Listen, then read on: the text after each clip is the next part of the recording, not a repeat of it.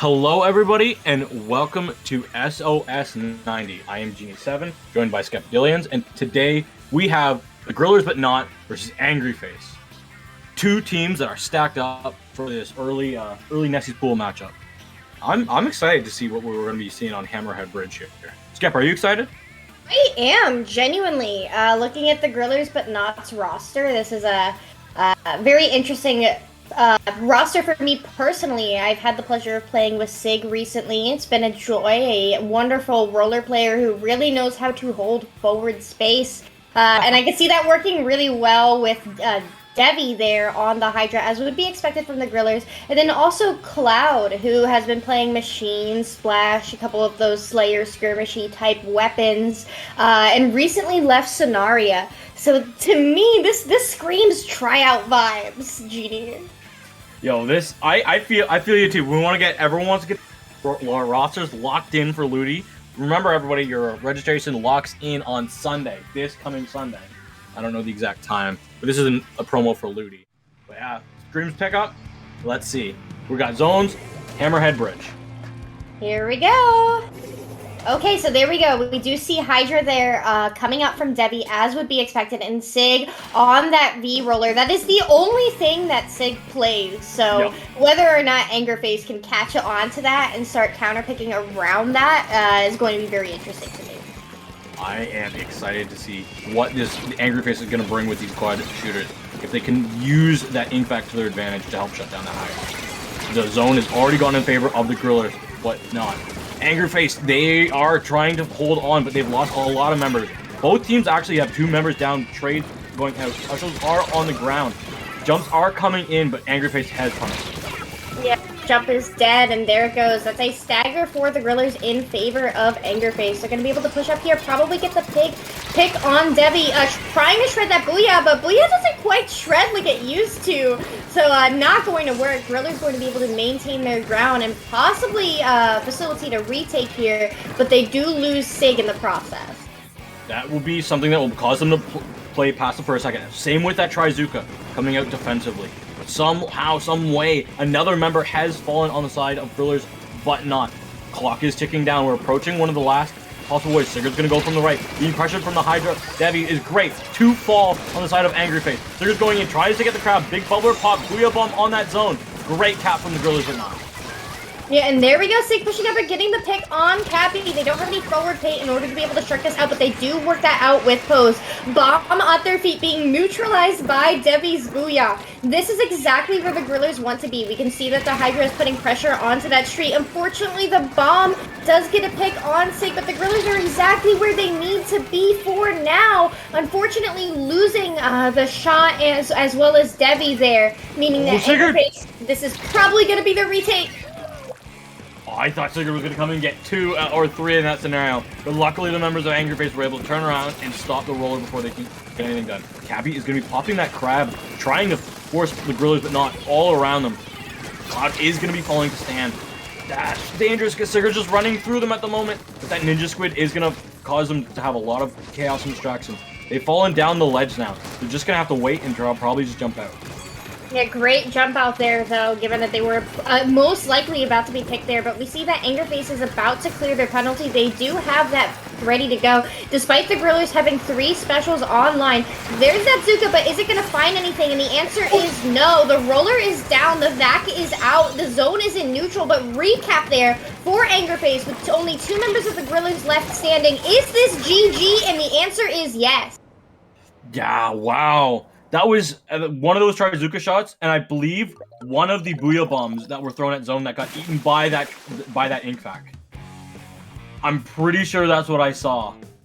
Inkvac coming able to be in clutch at the end, especially with the rest of the members of Angerface, being able to space out the members of Grillers, but not with some good bombs below the ledges and getting the splats that they needed. Yeah, and the VAC coming out with perfect timing, right? Sig managed to jump out, which is huge for the Grillers because then they avoid that stagger, right? But with that VAC coming out with those 3 specials online, that is ideal timing for a VAC because unless you have a player near that able to rush that down, a Splatana or a flank, That back is just going to have so much additional holding pressure, particularly on Hammerhead, where everything that you need to look at is genuinely speaking right in front of you. Yeah, I'm looking forward to seeing if that gal comes back out on this mincemeat tower control. It's a, I think it's the best shooter with back. Its other competition is Jet Squelcher. I just feel like 96 gal does the slaying a little bit better. Yeah, I mean, it does have that 2-tap potential, right? I do think, I don't think anyone would be arguing right now that Jet Squelcher is better than Gal. That's a pretty futile argument, my dude. It's also the fact that they both don't have subs. Let's be honest. Angle Yeah, shooter true. and a sprinkler are. At least pick their paints, bro. They, yeah, and yeah, because Gal it does lose in the painting matchup, but it has the painting sub. Yeah. So, anyway, going forward in mincemeat tower controls, where do you think Sigurd has to push up to really prove a good value on that roller? Do we see that the first drop, or do we see a little bit further on the right side? I think the right side, because the ability to use those curling bombs in the bubble, particularly in elbow, what concerns me is the ability to clear left first. Because with a weapon like roller, those curling bombs are just going to be, it's going to make it so easy to get from your own car into that elbow, pop a bubble, sit there, you know, you're behind the opponent, you're pulling attention away from them. But left is more important because you need to clear that first. And roller doesn't really typically have the tools to clear that easily. So something else on the side of the grillers but not is going to need to be able to do that. And Cookie there on the machine looking perfect for that job. Yeah, and we're gonna be seeing posed.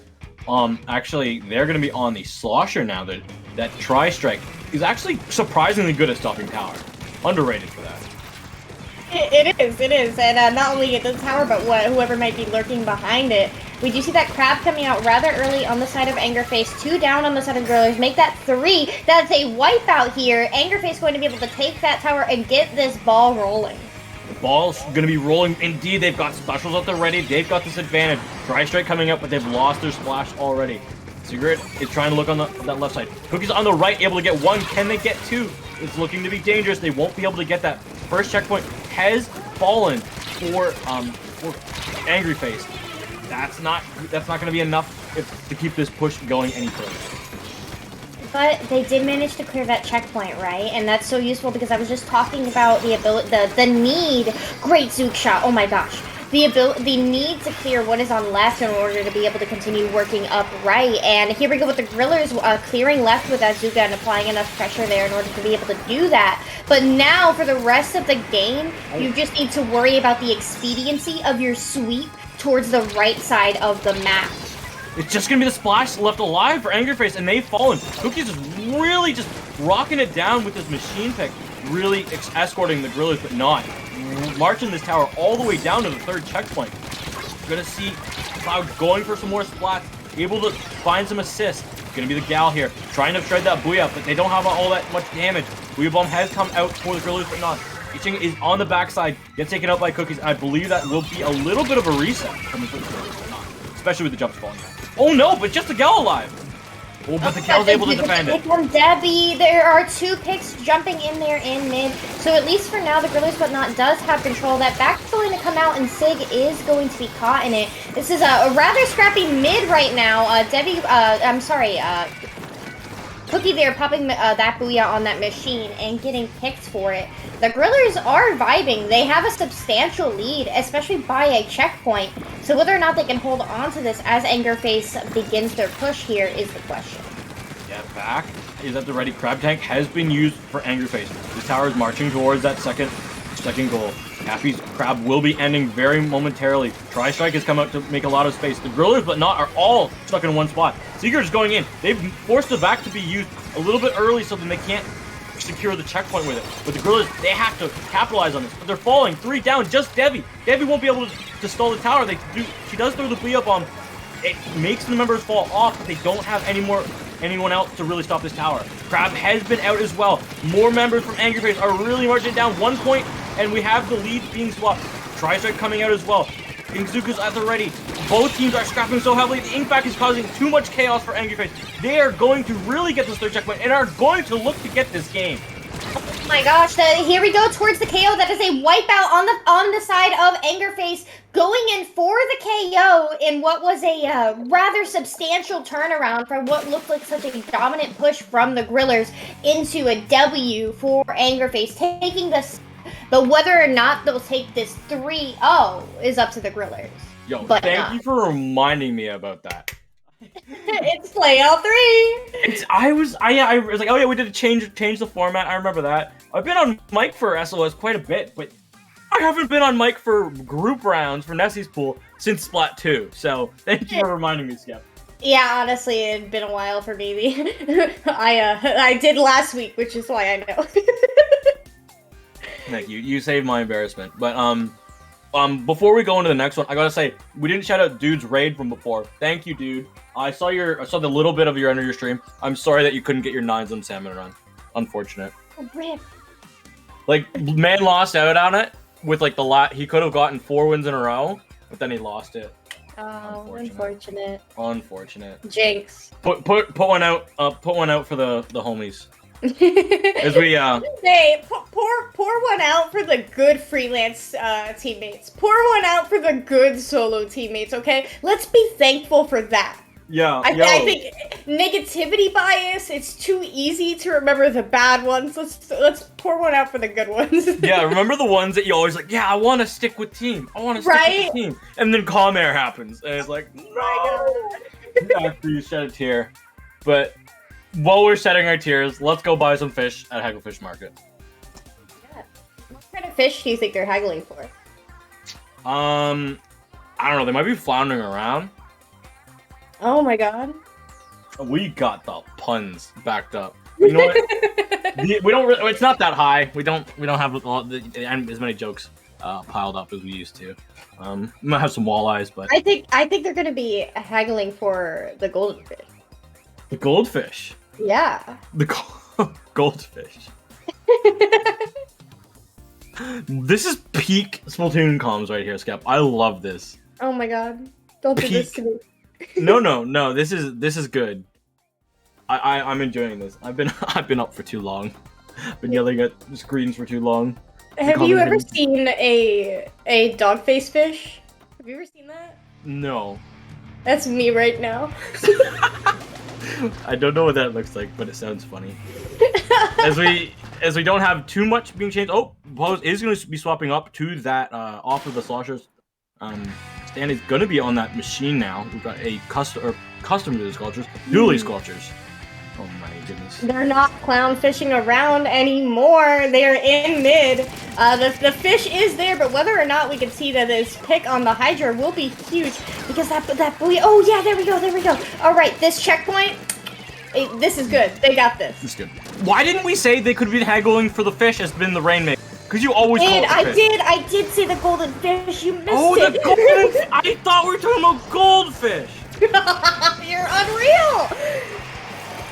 The amount of block brain I have is more than Steve from Minecraft. Okay, well, here we go. Angerface does push in, but does go 2 down before that checkpoint could be broken, which is huge for the Grillers. As we are going to see them pushing back up, and look how quickly they have control of mid. We can see the members of Angerface all clustered up in their core and elbow. This is looking rather comfortable for the Grillers. You can see how fanned out they are. You have Cookie on that left side. You have that Zuka coming out. They get the pick on the VDS. Are they going to be able to get this pop here and get this ball rolling? As long as they stay alive from that hammer, and they do, luckily enough. Cappy's going to be able to stay on this high ground over Cloud, just causing enough distraction. Cappy's going to have that Rainmaker, have that golden fish. He's going to be trying to live with it. Has survived for a little bit, but has to watch out because the flank's coming in, and they will fall. Griller's going to have to be reset, and Angry Face, a successful defense. This is such a bad place for the fish, because you can see that they have such a clear and significant push down that left side if they do choose to grab it. All Angerface needs to do is just take it and run it. They do get the pick on the machine, but the Rainmaker resets. They opt not to push there, which is interesting. Very interesting indeed. Gonna have to watch out. Booyah Bomb coming out aggressively. Defensive Booyah Bomb at the ready for the Grillers as well. Sigurd has fallen, has been called out on that sharking position. The rest of the members of the Grillers, but not, are trying to find a defensive posture as they are being currently distracted by a member of Angry Face on this right side. And here we go with that Booyah Bomb almost ready from Cookie. We do see that Angry Face does have that checkpoint advantage. Apologies for the miscomm earlier, but they do, once these push points that they get from here on out will be theirs, but we do see Cloud pushing it and getting the pick. That is huge, because conversely, now that left side is just so good for the Grillers. Dying in that left rats is just so punishing for the offensive team. A nice double pick here from Cloud. Can they get the triple before the Zuka ends? No, but they will be able to get this checkpoint unless Stan lands a hero shot, which they do. Hero shot on the sloshing machine. Absolutely love it. But the pop has come out. Will they be able to stop this again? Sigurd is able to cause a lot of distractions, but I don't know. The Rainmaker was actually grabbed by the members of Angry Face. They do fall. It has caused a little bit of distraction, but eventually that pedestal will be broken. Yeah, and now the Grillers are looking like they could be sitting pretty here, right? They have one down. They literally all they need to do is grab the fish. Oh wait, they have lead. Okay. They don't need to do anything. they just need to defend, but just on this map, what that mid check, like it's so easy to just yeet, and then you're at 34 remaining. And yeah, it's not safe. Oh, it's not safe. No! Oh, just in the nick of time, saved by the bells, Angry Face. Sigurd would have had that for days. I've seen that curling bomb play so often as a reflex. Man, that's a little painful. Here comes the Booyah Bomb. Will Angerface be able to capitalize on this? They do get the pick on Cookie. There's just Cloud in the corner trying to stay alive. Sigurd's coming out of spawn. They're there underneath that hut. They get the pick on the fish. That's huge because now their teammates are going to have time to come out of spawn. But look how little paint there is in that court. This is looking very comfortable for Angerface, but the Grillers holding the right position, spread out, fanned out. No matter how the Rainmaker chooses to push, they are going to have to contend with. Getting the pick on Cloud, though, is going to make this a much easier time. The operation is go in when Devi is not able to shoot, and that's exactly what Angerface does. They're running the Rainmaker all the way down to 7 before they end up falling. With just under 40 seconds remaining. This is tight, as they're going to pop that Rainmaker, and they're going to dunk it, making this series a 3-0. And a KO. That's 2 KOs. With TC Mincemeat, as well here's on Rainmaker Hagglefish. That's a substantial and significant W for them. Yeah, that's Angry Face really marking their territory in this Nessie's pool. I thought this series was gonna be a little bit closer than it ended up being, but there were 2 knockouts. Great job from Angry Face. They really used their specials coordinated, and that last final push on Hagglefish, they played it smart. They used the time. I know they did. They knew they didn't have lead, but just able to find the picks that they needed and go in when Devi had to recharge for Ink and recharge. Oh, I apologize, Jeannie. No. I was done. My sentence was done. It was actually 3 knockouts. I know zones, it's like hard to feel like it's a knockout because there's no like objective finishing point. But they did knock out on zone's Hammerhead as well. So that's a significant margin in terms of their victory here. So good job for them, and I hope to see them in Great White. Yo, congratulations to everybody on the payout line as well. It was 92 to 8%. Oh shoot. Angry Face was the 8%. So congratulations on your 12.4 payout. Well, you know, congratulations for the W's on both sides, and I look forward to seeing what the Grillers' evolving roster becomes, because there's clearly some shakeups going on there. Pre-Ludi season, everybody's trying out for teams, everybody's trying to get their FAs in order, so hopefully it works out for them, whoever they end up deciding on. Yeah, and with that, we will be getting you our round 2 action momentarily, but we will be going to a quick little break, so do not go anywhere. Round 2 coming your way.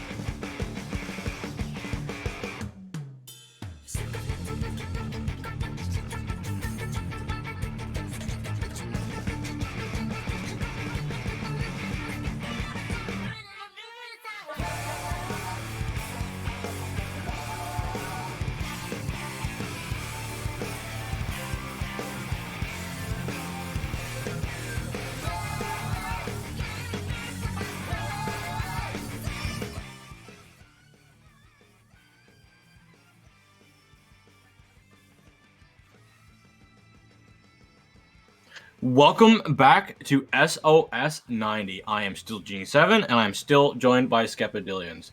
Skep, how's your evening been? My evening thus far has been pretty lovely, honestly. We got our Thanksgiving dinner cooked, ready to go. We ate some of our Thanksgiving dinner. 24 You gotta make more of it, in man? advance. No, honestly, when you are the two vegan people going to an entire family gathering, you have to cook all for yourself. So you cook Thanksgiving-sized portions of things, and no one's gonna eat it. So, like, it's just for us, you know? How about you, Jeannie? Dinner for two. Oh, it's been great. I've commentated, and I've watched hockey, and I've watched soccer/football, and then I've got a lot of schoolwork done. And then I cried for an hour playing Splatbrella in solo queue.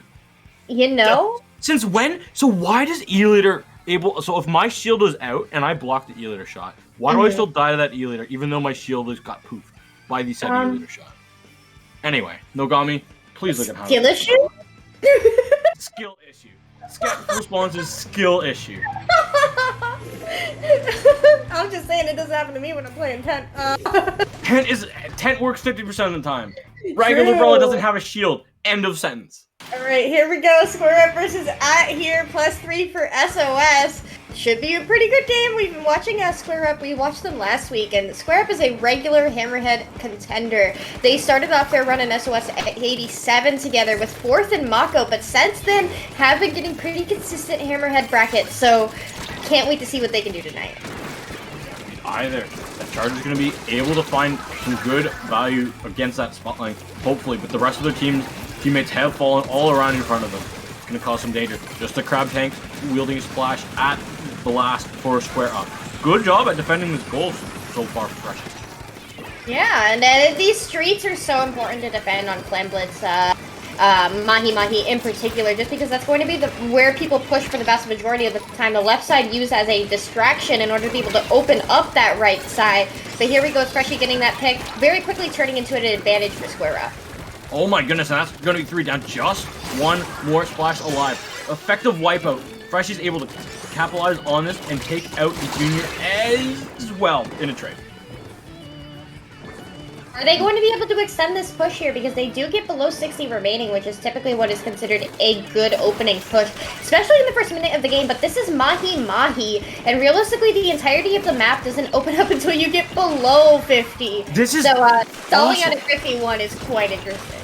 That is actually amazing, because 51, it keeps the map so tight and so condensed. If Square Up was able to hold mid better than they did, that could have been a completely different story. But just loose goose going around with Zip Cutter, trying to find a lot of distraction, not going for any splats. But that's okay. The distraction was good, except none of the teammates were around to capitalize on it at all.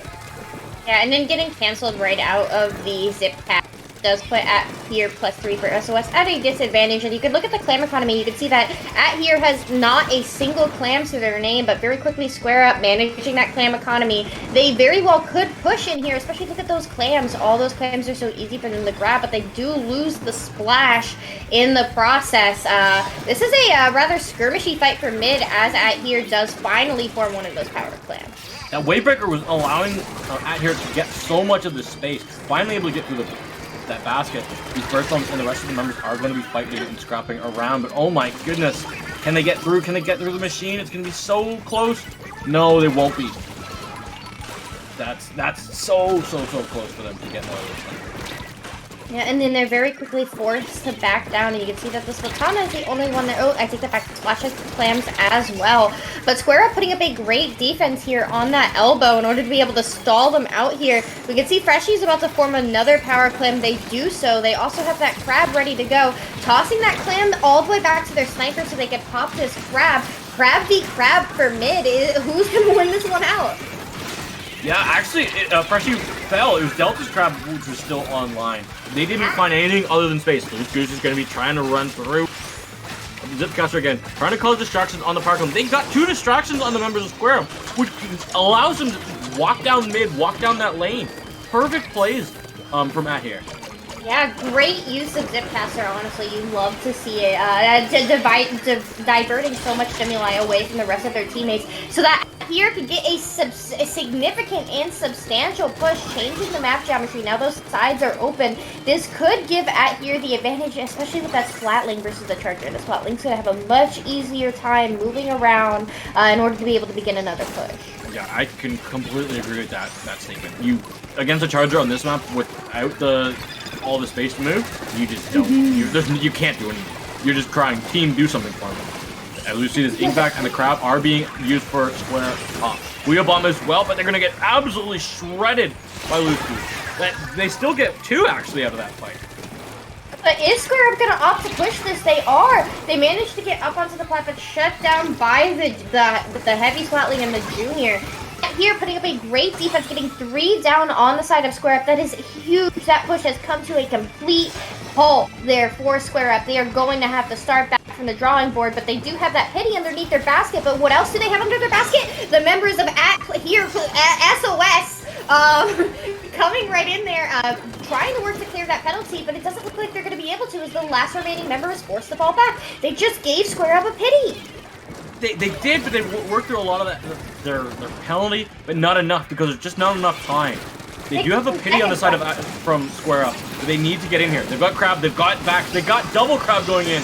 They need to get more. They need to get some more clams. Everyone's just using their specials right here, right now. They've gotten 2 so far. Looking for the 3rd. They've gotten the 3rd. Can they get the 4th? They're throwing more clams into the basket. How many more? The wipeout. This should be game. Yeah, that final push from here. +3 for SOS is really, in my opinion, what sealed the deal for that game. They gave up so much in order to be able to get into that basket, not being able to clear penalty, not being able to extend their lead, and then giving Square Up that additional pity clam in order to be able to facilitate a push. And then the ability to quickly gain map control because they would 3 down for it. On such a small, claustrophobic, fast-paced map, you can't afford to go 3 down on a push. No, I completely agree with that. And I want to point out, shout out to Freshie, been grinding on that table turf. Got that level oh my god. 47 banner. Really real. The ones that play, I spend like 15 minutes every 5 days playing table turf on the bus ride home. That is a grind. Yeah. It needs multiplayer. Unfortunately, probably not in chill season. But you know what is gonna be in chill season? Scorch Gorge. Oh my god. Okay. So like But it's gonna be scorching and not chilling. you know, honestly, like I'm really excited for the new drip. Like the Kenza drip, the all black and white. Like it's just so exciting. I love monochrome. All my gear is monochrome. It just looks good. I'm excited for a lot of the new kits. Honestly, I know. Yeah, the mini kit is busted, and like I'm really excited for it. I think I'm excited for to watch what is a developing meta within Splatoon 3. You can't at this point you can't argue anymore that there isn't a meta. We're seeing triple machine and Rainmaker Cup. I watched that Splash, today. Double machine. Like it's just you're seeing machine and you're seeing splash, and occasionally you're seeing splat bullies. And being able to watch that grow and I can just see things being slowed down and forced to stop by particularly the new mini kit. I'm really excited for it. Yes, because you get a big bubble weapon which can paint and has enough range to contest those. You know what? And it doesn't just rely on its junior bomb. Oh my god. Okay, you know. First of all, don't talk smack about Junior. I'm right here. And second of all, I'm also really excited to play Flounder Heights. You're excited to play Flounder Heights. I didn't have Splatoon. Well, I did have Splatoon 1, but I thought the game was bad because I was naive. But I never played it, so I never played Flounder Heights. I'm really excited for it. Well, for somebody that is missing Kelp Dome, and this is the Kelp Dome equivalent, and Oh, felt that no. Flounder Heights, that Bluefin Depot deserved to come before Flounder Heights did. I don't know. They brought my 3 favorite maps back from Splatoon 1. That's not here nor there. We are in the match ready to go. We're going to be having that Either coming out from Square Up. An absolutely massive pick on this map. If you get in the right position, the map can be over. And we can see this Junior all the way up on top mid with that bubble. That's really good because it's going to enable jumps. It's going to allow the teams to get quickly across that bridge. We do see a nice bomb pick there on the leader, which and then both backlines down on either side. But what is so interesting to me about Scorch Gorge is how lockout heavy it really is. It's just so difficult to cap that even if you get boots on the ground, you're not necessarily guaranteed zone, which is what we're seeing here. We're seeing Square Up push in. We're seeing Freshie and Delta take these fights. We're seeing the leader provide them cover fire. But when you're all fighting on one side of the map, it's just impossible to cap. It is. And they're just going to fall immediately to Loose Goose on that Stamper. Stamper being able to prove so good. Just being able to run on this grading so quickly is such a blessing. Being able to dodge and dip it around from this E-later. But I'm worried because Square Up, they're in final fight territory here. They've got one opportunity to get it, and they've lost it. And then the Booyah Bomb comes out, but the Booyah is not going to be enough to be able to cap the zone. They do force the zone into neutral, but this is Scorch Gorge. Neutral is not enough. That is a recap for Plus here for SOS as the zone ticks down. GG. We're, oh my goodness, in a 1-1 play all 3 set. So the game will be decided by the snowball hold forward map that is TC Museum. I thought you were roasting this one for being a snowball map, but you're roasting the next map. I was like, you know what? Scorch can be a snowball map. My Clam is like the only one that can't be a snowball. It can be, but it's hard. Yeah. Scorch, that lockout was phenomenal from Matt here, +3 for SOS. It's also the nature of the map, right? Yeah, it's just so hard to recap it. You have to recap it cleanly. Like, clean. I find that respawn punisher on that map can be so swingy, even on like shooters. Shooters can utilize it. But as we look past Scorch Gorge and move on to Museum, Skep, what's your favorite art piece that you have when you look around on this map? My favorite art piece? Mine is like when you go jump out of your spawn top right. I don't pay attention to map textures. You think I have time for that? Gee, what? I guess not. That's right. That's right. Because I'm over here. I'm over here like discussing how many Brellos were in Splat 2 in the game's code. People don't realize that there were 6 regular Splat Brellos. Yeah. Holy moly. Yeah, there's 6 regular kinds of the Splat Brella. So. But anyway, my favorite art is top right on the glass. It's just very nice. It's also a great spot to start as a backliner because you get full sight of their plat, especially if you're using Charger. So we both play Valorant, which I think I'm going to use a little bit of Valorant lingo here. We're getting some cross esports action, but all 3 of these maps have been very attacker-sided with Mahi, with Scorch Gorge, and now here we are on TC Museum. Once a push gets going, any slip from the defenders is going to go significantly in favor of the attackers. So who wins this first initial fight, Crab beat Crab, and the flank from the Splatana is going to determine the momentum of this game, even in the 3v3 situation. Yeah, we see Loose Goose here on this Yoru pick, this Splatana Stamper pick. Wait, it's more like Genji, let's be honest.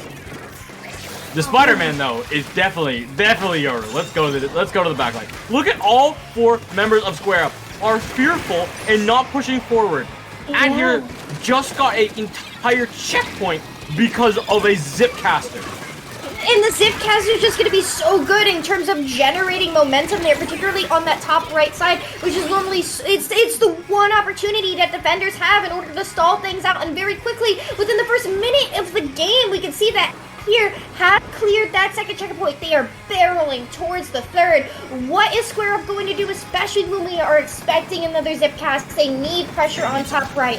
They just... Oh, here we go.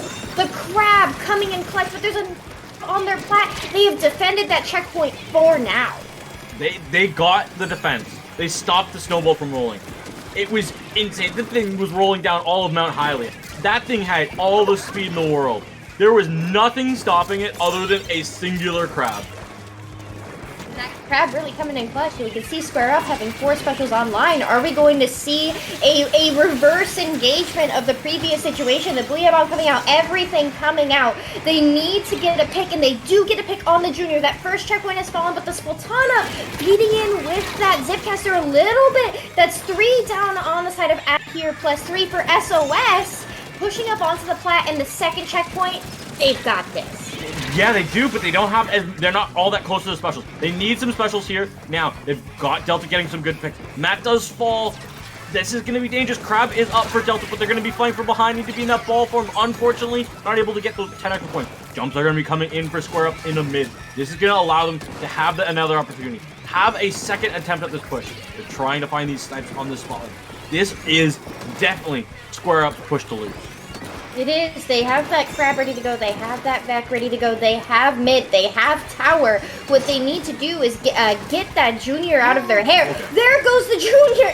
All right, there we go. The back is ready to go. Probably going to save that in order to disengage with top right? Because here has that Zipcaster in order to clear right. Square Up doesn't have that Zipcaster. In terms of similar tools, they have that Booyah Bomb and they have that back. Here goes the back. They have the lead. They are going towards that KO.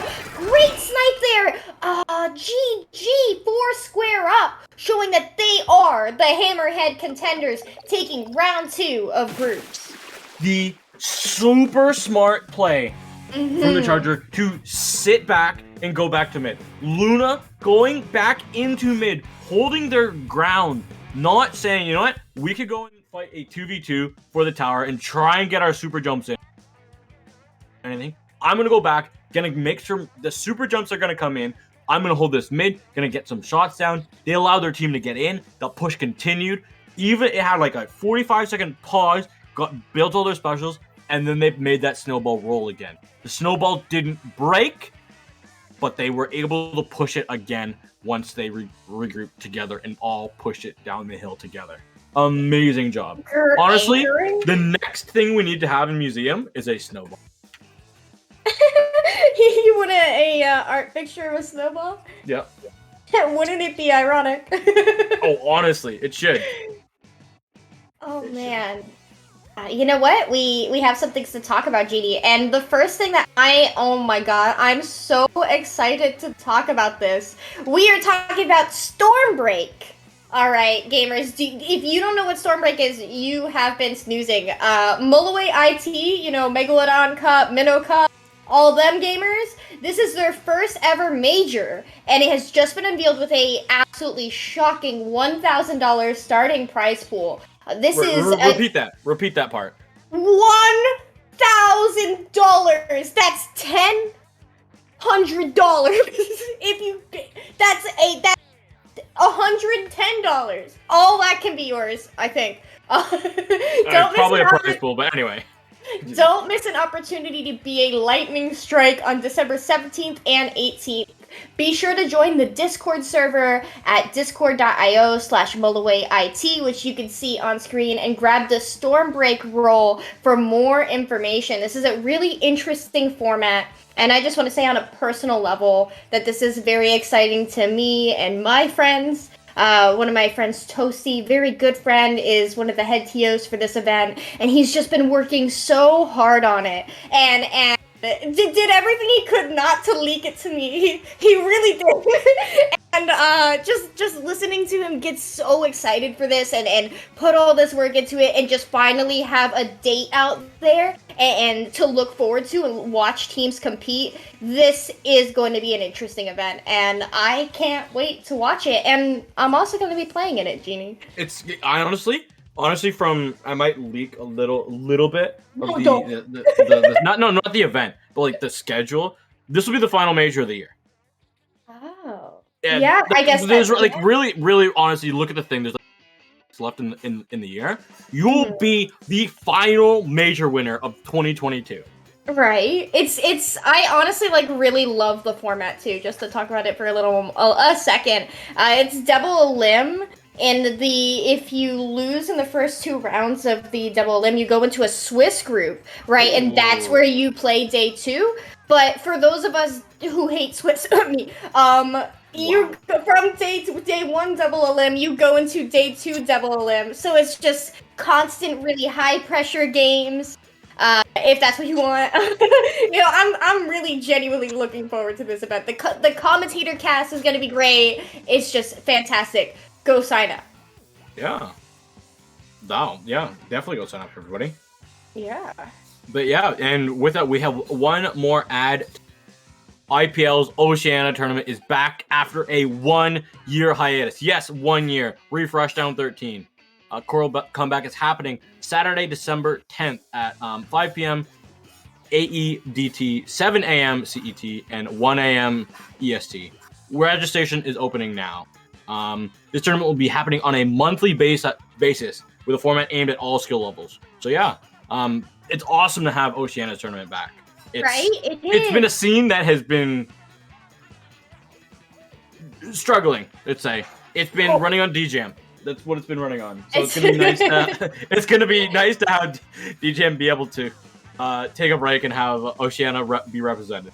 Honestly, what I'm really excited for Refresh Down is, once again, on a personal level, Refresh Down was one of the first events that I commentated. I got up at like 6 a.m. or something really ridiculously early in order to commentate it, and I was just so excited that I was like, oh my god, like I'm commentating an Australian tournament. And I'm going to be looking forward to doing the same thing, but at 3 a.m. So please sign up, like it's just going to be fun. I'm looking forward to it. It's a Coral Comeback. Yeah, I'm honestly, I want to watch this tournament. I'm not gonna commentate it because like can't wake up the entire house at 1 a.m. EST. But I'll watch it in the morning before because it's December 10th. My school will be done. That's the other thing. A lot of these tournaments, school will be done. People got lot of time to grind in these. Yeah, I really want to see how many teams from across the globe be like, yeah, school's out. Let's go for it. But with that, we will be getting you our next match very shortly. Our teams will be going up on stream. We've got Outclassed versus Aquatic Vanguard. Ooh, I know. Yeah, this is gonna be a really interesting set. I scrim Outclassed on a weekly basis. They're a really fun team to scrim. They've always brought out whack comps. We know Hydra mainly for the one-tricking blob. They run the blob enthusiast account on twitter.com. Another really interesting thing to me about Outclass is Para. Para has been playing around with the undercover Brella. I don't expect that to be coming out tonight because from my understanding, they're in the very early labbing stages of that. I love how it lists their splash tag though. And then Twig on the side of Aquatic Vanguard is a gosh darn terrifying player. Absolutely scares the ever-living darn out of me. Switching between Brush and E-Leader, no one should be able to do that with such extreme proficiency, but Twig does it, and that's scary. That honestly, that is scary. The winner of this will be going into Mako, loser in Lantern. They are in the group of Scup, you might know this team. You might have heard of them before. Cherry Limeade. You're not allowed to get me to talk about Cherry Limeade on stream, Genie. I'm not? I thought that was a goal every single time. Stop baiting me. Baited. I just baited my Reina. Oh my god. Alright, listen. That's a really fun group. Just genuinely. You know what else is really fun? Yelltail on Raymic. I love it. The blob. The blob and the bow at the same time? Mm-hmm. Is this solo queue? No, that's legitimately what they've been running. What they've been running. The chip damage on this comp. Yeah, no, it's a really insane and fun comp to fight against because Hydra in particular just runs it down on that blob. That is entirely their playstyle. So watching what they're going to be able to pull off here, in such a differing version of how I personally play blob is just so fascinating. Yeah. And I'm gonna learn a lot because I have not seen any bow play whatsoever in any tournament. Oh my goodness, what are those? What is that geometry that just happened? You get geometry dashed. Geometry dashed. Simple geometry. I do want to say the opponents are scattering. as we do have the NM drinks at the ready. Yeah, and there goes that cooler, right? Getting a pick on that machine, followed shortly after by the dualies. The map is suddenly going to open up for the members of Aquatic Vanguard as the blob is forced to fall back onto that bridge. And look how pins they are, but they drop in the mid. But talk about split sim, right? But they lose the blob as the remaining members of Outclassed come out of spawn. This could be a forced stagger situation as we do see Abe get that repop. That's crazy. They're just going to keep running this Rainmaker. He's going to try with the zap to try and make it up that ramp all the way to the goal. They made it to 6. Can they get up any further to make it to 3? But will be falling at that point in time. The Galaxy's going to be running their way back. Don't want to get cleaned up by those bubbles. Yeah, falling back there, we can see that Outclassed does have that Booyah Bomb ready to go. They get the pick on the leader, which is going to be very useful, given that a lot of their weapons touch so much. And like, also getting a pick on Ike, the Zap player, the machine in a power position here, putting pressure on that left checkpoint. Also probably going to be able to pop this Booyah soon any second. This could be potentially very big for Outclassed, especially if they manage to keep the paint down on this left side. Yeah, I believe the Rainmaker's going to be going on that left side. Booyah Bomb's going to come out. Can't really rise up too far because that bridge is in the way. Great checkpoint, but they got to get a lot further. All the way down to 2. The bow and the dualies are falling on the side of Outclassed. They're going to have, the rest of the members are just going to have to go back and really kind of regroup with those super jumps going that game. Very And here comes that storm down that top left. That's going to slow down a re-engagement for Aquatic Vanguard, but unfortunately they do lose Hydra in the process. They have broken that checkpoint, which is good for them because now all they need to do is run and gun it, right? However, 3 remaining is quite a significant and intimidating lead from Aquatic Vanguard. It's better than 1, because 1 is you have to knock it out. So at least you can get to 2, or at least 1 before that. You're going to see either try and find that crab tank, gets 1 shot down, but ends up falling before getting out of the way. The rest of Aquatic Vanguard are just going to want to try and stall out this Maker and try and get Outclassed to make a lot of mistakes. And the machine going in a little bit greedy there, does get picked off there. Aquatic Vanguard going to shark this corner and shut down the blob on the re-engagement. Are they going to be able to get to Nito trying to go in, but Red falls back into the safety and comfort of a teammate's arms. Teammates is like, I'm here for you. Don't worry. Those are the real teammates. Right? Those are the ones who make the real movie go. The real teammates call out, fall into me, I got you. Yo, the real teammates are the ones that are up 3. I'm watching Titanic. That's very personal, Genie. Nah, I've never done that. Oh, I don't believe you. Oh, nice shot on Twig there on that leader. 2 down on the side of Aquatic Vanguard.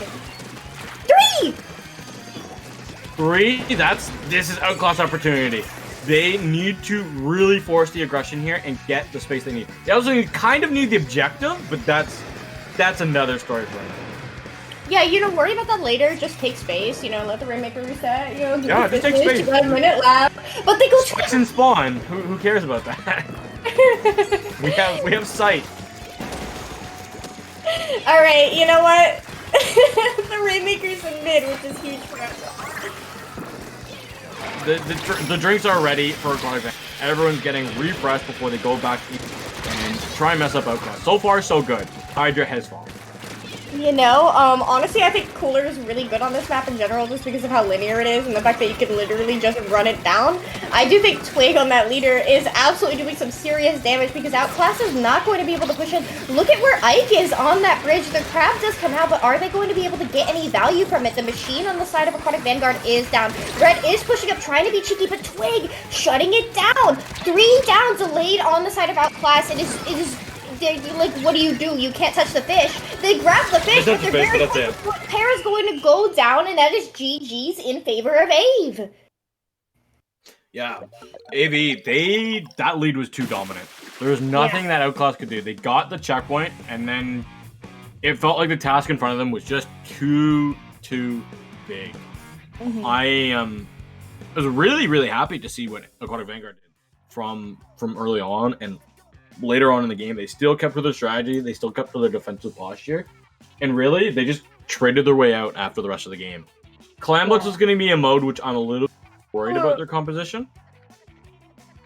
Okay, so I I hate Clams Mako. I don't know what it is between 2 and 3, where Clam Blitz Mako felt good in 2. It does not feel good in 3, and I can't quite put my finger on it. But what I do think is going to do well here on Mako Mark Clams is Outclassed comp.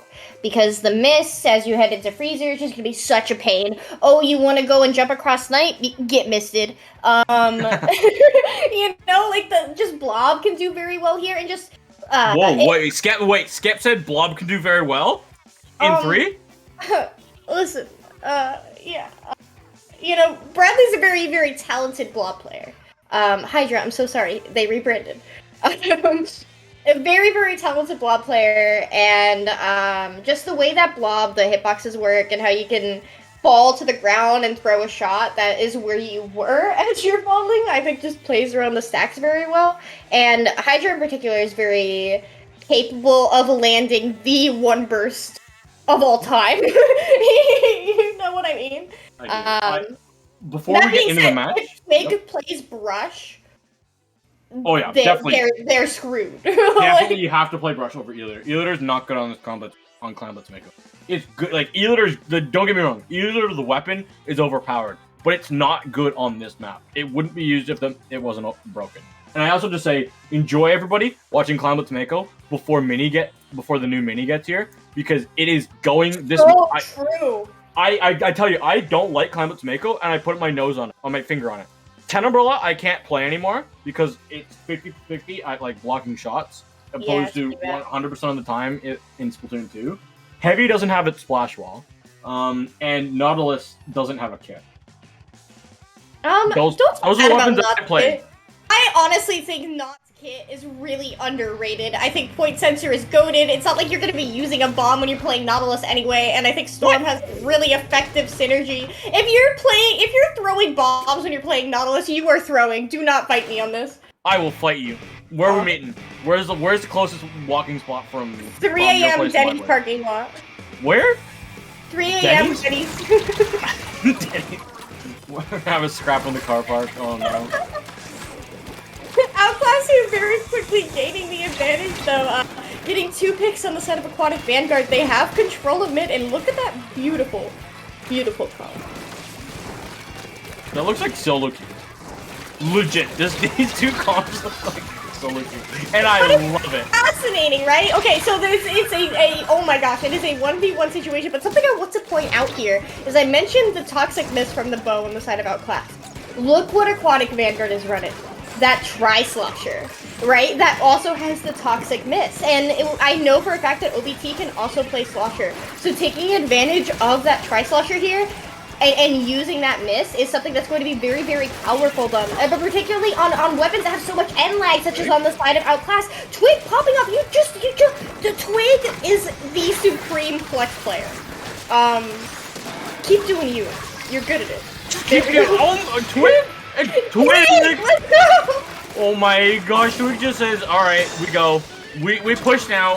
I've had enough fun.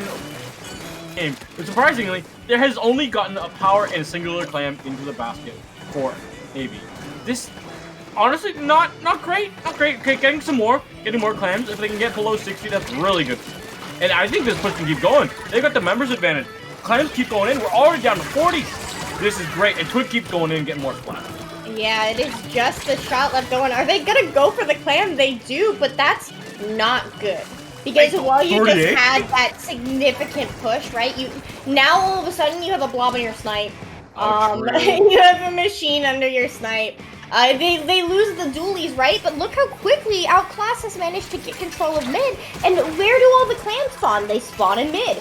So effectively, we're in the same situation as Mahi Clams that we spoke about earlier, where if you go 3 down, you are in trouble. And here we go with Outclassed having a power clam. They will be able to push if they keep this momentum and don't die to the missiles. I was just saying, don't die to the missiles, please. I know they're really hard to dodge, and turf war people like to say just dodge them low. It's not that easy. More clams are coming in from Outclassed. Here we go. But they are falling down. Unfortunately, just gonna be red on those dualies. They also are gonna be falling. And now Hydra on that full blobber, trying to stay alive and create chaos and hold on to their stats. They're gonna have to be forced back. But getting enough of a push in there, and then not to mention that they didn't grab the pity clam in order to be able to make that push. That was just a clam that they formed. And we can see Aquatic Vanguard losing 2 members here. They do have control of their snipe over on that left side. Ike and that Freeze are going to be able to provide some semblance of a defense here. But speaking of defense there, it is a 3v3 situation. Outclassed trying to take control of the snipe here. They do have special advantage. That is good for them. But they need to be able to clear Ike out of this right side. There they go. The shot is down. Missiles are out from Aquatic Vanguard. But it's a wipe! It's a wipe! I don't understand how all those members just fell immediately. Outclassed, so good, so coordinated with all their chaotic specials that they just get rewarded for good play. But unfortunately, they need some more clams, and this basket is going to be closing momentarily. They're so close to the lead. They got 2 more clams before they can get it. There's no way that Red makes that. Oh, unfortunate. But look, once again, the reverse situation. Outclassed got wiped. Now Abe is under their basket. Twig has 7 underneath that basket, though. Getting a pick on the blob on the way out. Aquatic Vanguard having control of that stack is huge for them. There is a minute left in this game. They only have a lead of 3 points. That's dangerous. You know that you need to be pushing again in order to be able to maintain that. They had 2 power clams, the pity clam and the one that the roller is holding. They could have jumped in so easily to Twig, but the team coordination just wasn't there. And that, honestly, was a massive blunder on their behalf. They could really, really easily lose. Here we go! Except the jumps are coming in now. The coordination is here, and the clams are going in. Can Twig survive? Twig doesn't jump, though! Wait, okay, so they only need to dunk that power clam. Here it comes, Twig coming in with that final dunk. Genie, you spoke too soon. Apologize. I apologize for speaking too soon and using my commentator curse powers for the disadvantage of Outclassed. Congratulations to Aquatic Vanguard for using my commentator's curse to their advantage. You still have 3 wishes for me. Oh my gosh, what a game! That was, honestly, a phenomenal game. It reminds me of why Clan Blitz Mako was... because of its pure chaos. You just throw the specials out, and they do the thing. You might not get a splat every single time, but it's just beautiful, coordinated, but also chaotic enough that you can solo carry on it. Mm-hmm. Clan Blitz Mako is a map mode combination in Splatoon 3. It is. Do you know what also is a map mode combination that is in Splatoon 3 that was in Splatoon 2? Blackstone's Blood Art Academy! Yeah. Shout out to the FLC tweet today. I retweeted it and I agreed with it. No. I love zones. We're gonna have to meet in the Dave's car park again. Okay, so I like the fact that everybody funnels in together in the center of the map. Don't mind me, I like racking up kills in solo queue as well. Okay. Getting them spots, 25 kills when I have these spotlight. But like, it's not entertaining. I love zones because I can carry it. Tell me. I love zones because everybody's looking in the same direction, therefore very flankable. Especially to a over-aggressive junior player. Yeah, okay, so I want to hold a poll. If we can, I don't think we can set up a poll. But no. What is more exciting? The Rainmaker Eeltail game, the Clan Blitz Mako game, or the Zones Inkblot game? But unfair. Pollster's bias. As Splatoon's Inkblot hasn't happened yet. Therefore. No, we'll hold it after this. Okay. We'll hold it after. I want to see which one they say is better. I love zones. I like zones. I think it's classic. I think it's fun to watch. I feel like you get the most interesting overtimes with Zones Inkblot. Oh yeah. I don't dislike Zones Inkblot. I just came off of the Zones Only tournament, and we're gonna be doing a Zones Only tournament on Friday. It's like, what tournament is that? I want to sign. No, wait. We're talking about SMS right now. I don't know. I haven't. I'm trying to reform the bridge between those two, but it's hard. Yeah. It's hard. If you know, then you know. If you really want to know, go follow me on Twitter, and you'll really know what to do. Because I retweeted. Check Sendo.ink for the latest tournaments near you. Unfortunately, it's not on Sendo.ink because. Oh my god. I know. I told her she should start putting stuff on Sendo.ink every time. Like. Anyway, we have a blob. Yeah, there is a blob on Hydra, which is, when I saw it in solo queue, I was like, this is confusing. I know, it is so confusing, because sometimes someone will come out Hydra on left, and then I'm like, there's no Hydra. It's a blob. Yeah, first of all, somebody said blob in the backline. I'm like, alright, what is this? In Splatoon 3, yes, but not in Hydra's hands. Yeah, I was gonna say, that was going up against... Why is there an air spray? The name may be backline, but the player is not. Okay, we're halfway through this game, and I've just noticed the arrows. What are these team competitions? Honestly, it's Splatoon 3! This is what are you waiting for? No, but look, the Outclassed has control of the zone. There are 30 ticks left. Look at this! The Booyah comes out, right? Okay. Twig's being annoying on that leader on door. They're gonna have to deal with him, but Nito rushes down Hydra and it's just Para on that machine on the right side. Can they keep the zone neutral? Because this has been a dominant opening push here from Outclassed. Yeah, and last ditch effort will be on the side activated for Aquatic Vanguard. Outclassed gonna be starting to jump out. Hydra's gonna go in, trying to find Nito. They have to watch out for OBT as well. This is a dangerous spot if you're Outclassed. You don't want to get locked in and locked down. Yeah, shush! Oh, shush! What a shot! Oh, baby, Double is he shot. gonna get a triple? Do they get a triple? I'm ready. I'm ready. Wait, No. wait, No. wait. No. Yeah, it doesn't count anymore. I want to remove maybe a triple so badly. Me too. Oh man, but the blob doing some serious damage here. They do get solo missiled. Going to have to swing Twig, but the last thing you ever want to do is swing Twig, honestly. Yeah, swing wide on off. I don't really think. No. Especially when the chamber's holding that angle. Is this Splatoon or Valorant? Because Aquatic Vanguard has run over into the Rick will never gonna give you up. Oh my! Never giving up the zone. They did not give up the zone, and that penalty is completely evaporated. Outclassed, they have to go in right now to neutralize the zone. It's just a bow. What do you do with your bow? If you're a reflex, you could paint the zone in 0.8 seconds, but you're a regular bow, so that takes you 8 years. I'll have you know that regular bow can paint. I skipped But a that. decisive sweep from Aquatic Vanguard, right? You mentioned earlier that they're moving on the Mako. Correct? Yes, they are going to be moving on to Mako as we try and get the rails of this bus back on. Where are we dropping boys?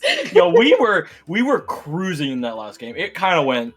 It was over. It was just one really solid push into another really solid push, and then it was just GG. Okay, I'm gonna hold that pull again. For the record, Jeannie, I thought our commentary was really. I don't know what that was. That will go down legendary as being one of.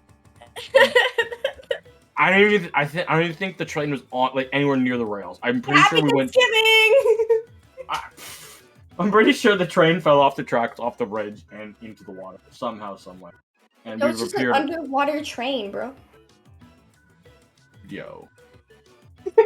Anyway, GG's to both of these teams. Outclassed, I'll see you in a scrim next week. Aquatic Vanguard, it's a shame that our scrim times never lined up because you're a really cool team, and I wish we could scrim you.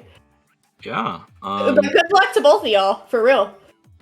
Yeah, we got most of our matches completed for the rest of our Nessie pools. Lots of similar scoreline. I'm just realizing they're all gonna be the same because nobody ties. There's gonna be a 3-0 team, a 2-1 team, a 1-2 team, and an 0-3 team. Yeah. Oh, except for the one. Oh, Group P. Group P is like 2-1, 2-1, 2-1, 0-3. Snap.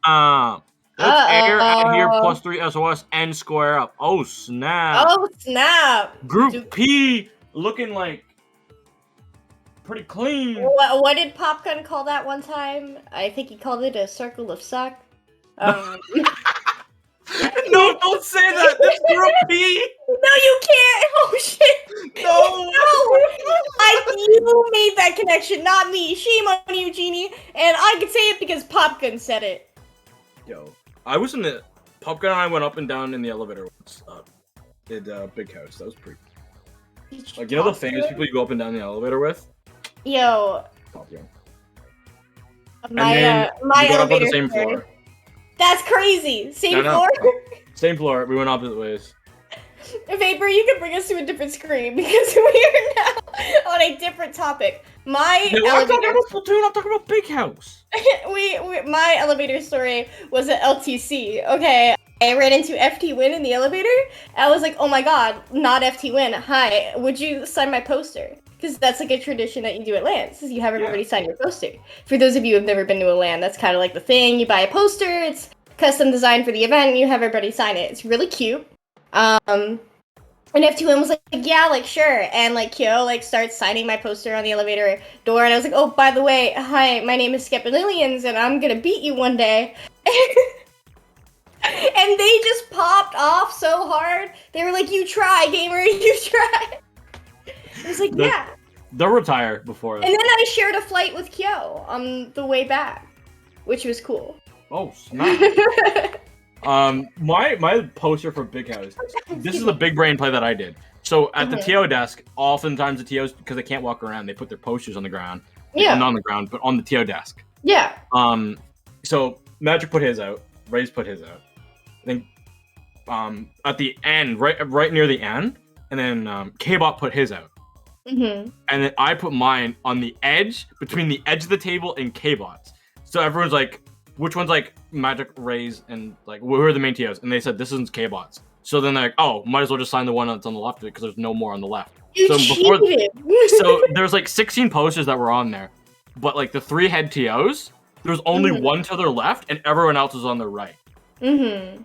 And I put mine on the left. So I got as many signatures. I was like, oh, that's K-Bot's poster. So you're the reason my Big House poster was not on the staff desk.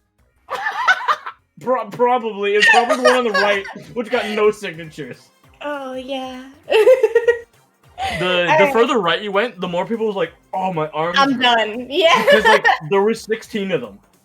So I big brained to put it beside. Oh no, you're getting in trouble. All right. Thank you for listening. I don't know. Thank you guys for listening to us talk about LANs. Go to a LAN, it's really cool. Also, stay here because Jeannie and I, unfortunately for you, are commentating another set for Great White. So stick around, and I'm sure we'll talk more. BRB!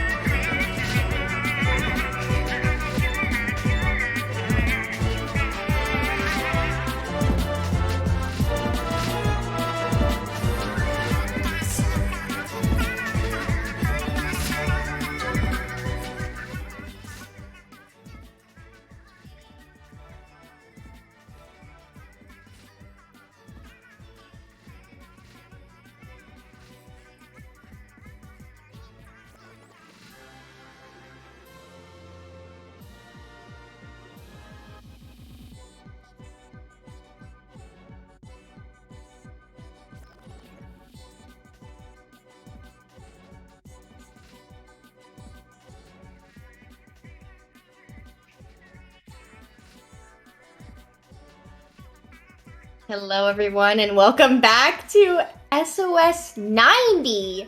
Hitting the big 9-0 as we move forward into Great White Bracket. In layman's terms, our top cut here at SOS. We will be starting off with Twilight's Cruzada versus Checkmate. Checkmate a pickup, particularly looking at Pelu there, a very familiar SOS contender name. If you watch SOS frequently, you have seen Pelu. And then on the side of Twilight's Cruzada, we had Carly, Twice, a couple of other members over there. Didn't quite catch their names, unfortunately. Keto and Clem. Oh, thank you. Clem, huge. What's interesting to me about Twilight's Cruzada, similarly to Square Up, is how quickly they have been on the rise. My first mention of them that I was able to find was in SOS 87, where they got 9th in Hammerhead, but then quickly on to 2nd in Hammerhead, moving on to Proving Grounds 2, that's 2 weeks ago, getting 7th. It's a double elimination bracket, you're tied for 7th, you know, yada yada. But then, in SOS 89, that is last week, 5th in Great White. So here, clearly a team that's on the rise. They belong here in Great White, and they are here to make a statement. They are here to do that. We're gonna be on Rainmaker Hagelfish, or Tower Control Hagelfish, sorry. The objective likes to be golden in the middle and glowing, no matter which mode it is. But yeah, I'm very interested to see. Squeezer is a pick that we don't usually see too often, especially in Tower Control. I love Squeezer. It's just such a high skill curve weapon, the way like people would rather spend their time learning P-Tech or whatever, but Mishru there is definitely going to show us the power of the main weapon, and particularly the synergy that it has with that wall, because wall Squeezer is just a match made in heaven. It is so good. I love it. It's perfectly accurate mid-range weapon. With a wall! With a wall. Like, I've been so used to playing 96 Scouts, which is like praying to RNG. Jesus, it's not helpful. Ooh, nice flick there with the Zuka, though, in order to be able to get that pick. Checkmate going to be looking to sit pretty here on that tower. They do pop missiles on that top right. Fortunately for them, the member of Twilight Cruzada does drop because missiles aren't really effective there. But moving on towards that second checkpoint with man advantage and having control of top right, this could be huge for Checkmate. Oh, why? And Twice falls, the missiles are out, Crab Tank is at the ready for Checkmate. They can really put a lot of damage onto the third one. Hello, great job. Gonna look to take out some more of these members of Twilight's Cruzada. This Crab is causing so much chaos and so much space by just sitting on top of that cannon. But the tower didn't move at all. Terrifying player, yeah. I mean, look how much was going on. We do see that they're popping Zuka, but they very, very quickly go 2 members down. That is the end of a push for Checkmate. They are going to have to fall back if they hope to maintain mid-presence. Yeah, mid-presence is very important. Both these teams actually have like Flingza, getting those missile presence, getting a lot of that information, something that is underutilized in this game due to the fact that missiles isn't as readily available. But both teams are really using that to their advantage, and so far, great to their advantage. 2 members advantage, trying to find this crowd. If they can, their push will be all but like secure. And they have that bubble here for that first checkpoint, right? And so even though we have a member of Checkmate up on that top right, that bubble is going to stall them out. Hopefully they can pop it here because they have that Flingza right in their faces. They do when they clear that checkpoint, but they're going to have to find a way to deal with Jisha here. Jisha is missiled, but Keto going to trade out here. So we're in a 2v3 situation. Checkmate is the team with an advantage, and Clem just going to shark this out. Great pick here, and they provided the jump to Keto. Is this push going to keep going? It doesn't look like it is, because the tower for checkpoint it's starting to go in Twilight Cruzada's spawn direction. Ooh, Evan does fall in a bad spot to fall. The Crab is out for Checkmate. Missiles are going to be popped aggressively for Twilight Cruzada, but they've lost their flings as well. No more missiles will be able to, and the missiles from Checkmate are going to catch out the members of Twilight Cruzada. And Checkmate going to be able to push up here, and you can see the machine is underneath their hut. That's a very powerful position for a machine to be in. They try and go into the bubble and pick whatever is in there, but they do get baited out by the junior, who was outside of the bubble all along. Checkmate. Yeah, not something you often see from a junior, but you know what? It was also bad junior RNG. Paulo says, my splocks has got perfect RNG, because I don't have any. And Crab Tank also shows off its so good strengths. What a trade. What an absolute trade. the Booyah Bomb coming out in order to be able to clear top left, but Twilight's Cruzada is pushing back in. There's that one member on the left Rats area going to fall back towards that sponge, but Twilight's Cruzada has decent control of mid here. Hopefully no one comes around and flanks them through that right side, because that does look like an opening, judging from that top down. I would be nervous about that if I was Twilight's Cruzada. Yeah, this is their opportunity. They have specials at the advantage. They've got this big bubbler still. That should allow them to get through the second checkpoint as long as they... Oh no, they pop it early! And it's not gonna really guarantee them that second checkpoint. But they're really racking up the points here. Trizuka out for defensively. Twice is trying to hop on and off tower. They really need to get down to these two last points. Can they get there? No, they're gonna let the tower reset. They've got the members up advantage a little bit. They just have to watch out. The Squeezer's the last line of defense, and it's doing so good at holding the line for the tower. You shall not pass. No shot. All right, that Squeezer showing why they picked that weapon. Just doing so much justice on that top left, but we can see that they've fallen back all the way towards their hill. Twilight Cruzada has control of their plat, and they are calling this way for another push. The flanks on that top right is going to be rather dangerous. I would want to be watching that, especially with that. Ooh, there we go. Yep. All right, that checkpoint's there. Yeah, the big bubble gets shredded out by the crowd, and the Trizuka is going to cause a lot of chaos. One doesn't get any more than that. More chaos. The missiles are out. Checkpoint has fallen. Can they get this lead? Can they get it in overtime? They will with the wipeout. Just that Zuka from flat onto that top right, just saying you don't get to be here, because the Flings' hitbox is just the way the geometry is laid out on that second checkpoint. It's very... It's leveling, both in terms of physically, in terms of your shot, but also emotionally, because you have that from coming out of spawn, you have that top left position, and you're shooting down onto the tower, and most things in this game don't like shooting down, so while it looks and feels safe, the person who's on the tower is looking right at you. So it can be very difficult to defend from that point, and the Flingza in particular is something that's actually going to do well there for what is such a attacker-sided moment because of the way its hitbox operates. So getting a pick on that Flingza with that Zuka, that was just, all right, now you go. That was, honestly, that was amazing. That ending was so phenomenal. You know what else we got now? Undertow Spillway Rainmaker. The golden glowy fish in the dim lit trenches of the Undertow Spill. I like how you said that, Genie. It's just, you know, it brings a light to a dark place. It's very poetic. You okay over there, homie? Yo, the Devils lost. The New Jersey Devils, their 14-game win. There is no shot. That has been snapped by the Toronto Maple Leafs. I refuse to believe that you... I am a hockey fan to my core. I will be a hockey commentator and a Splatoon commentator. There's nothing that will stop me. If Jordan Kent can be a basketball analyst and do the Nintendo stuff, I can do hockey and Splatoon. I won't stop you. Go ahead. Be free.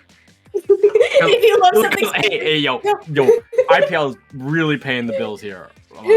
my electricity bills. Let's be honest here. Yeah. Before we de-ravel ourselves like we did the last set, Undertow Spillway.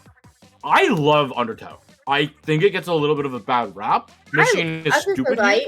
Yeah, it is. But I like it. Rainmaker is weird for me. Yeah. The pedestals are too far apart, and it just doesn't feel like there's a straight path. It's either right or left, or it takes you 2 years to go the other way. Yeah, I mean, so, like, the way I view it is, like, you push the right side if you get a wipe, or you have an opportunity to break a checkpoint in the early game. I don't think pushing right in general is viable, because people typically at a spawn, where are they going to drop? They're going to drop on their left, which is your right. And so that right checkpoint is just so easy to defend for defenders, because they have an L-shaped angle of fire here. But here we go, early game, we can see Twilight's Cruzada taking that left check and pushing up with it. This is the stable push, because now at this point you have multiple options. The Fizzy plus Flingza combo coming in massive for Checkmate to shut down that push from Twilight's Cruzada. I was a little bit worried because the specials were getting ready and the positions were being uploaded.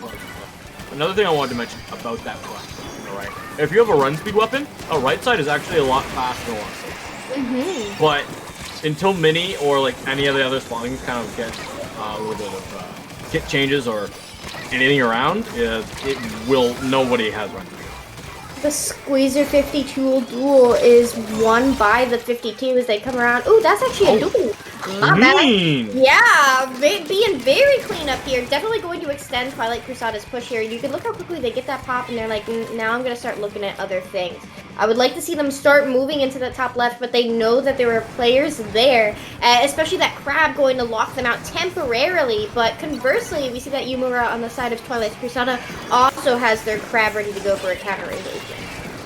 Here we go. Those missiles are out. The rest of Checkmate, they're trying to figure out where do we go? Where do we not flood each other with our own missiles that are being on us? Have to stay alive, but they get in those bad situations and get scrambled out. Kyo able to punish them. Trizuka trying to slow down Cruzada's push. This march is happening. The march is coming. Can Checkmate hold on?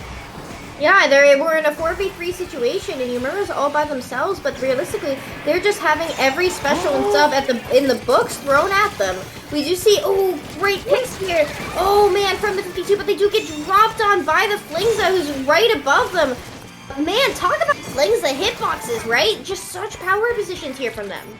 It's a wet pool noodle that hits you for 40 damage, but that 40 damage is like a burst bomb hitting you. And it's so funny when it does hit you. It's so big, it's so wonky, and it's so beautiful. Flingza never change. Wait, are you in love with the Flingza one? No. I don't have there's not a chat in my team server. You hesitated.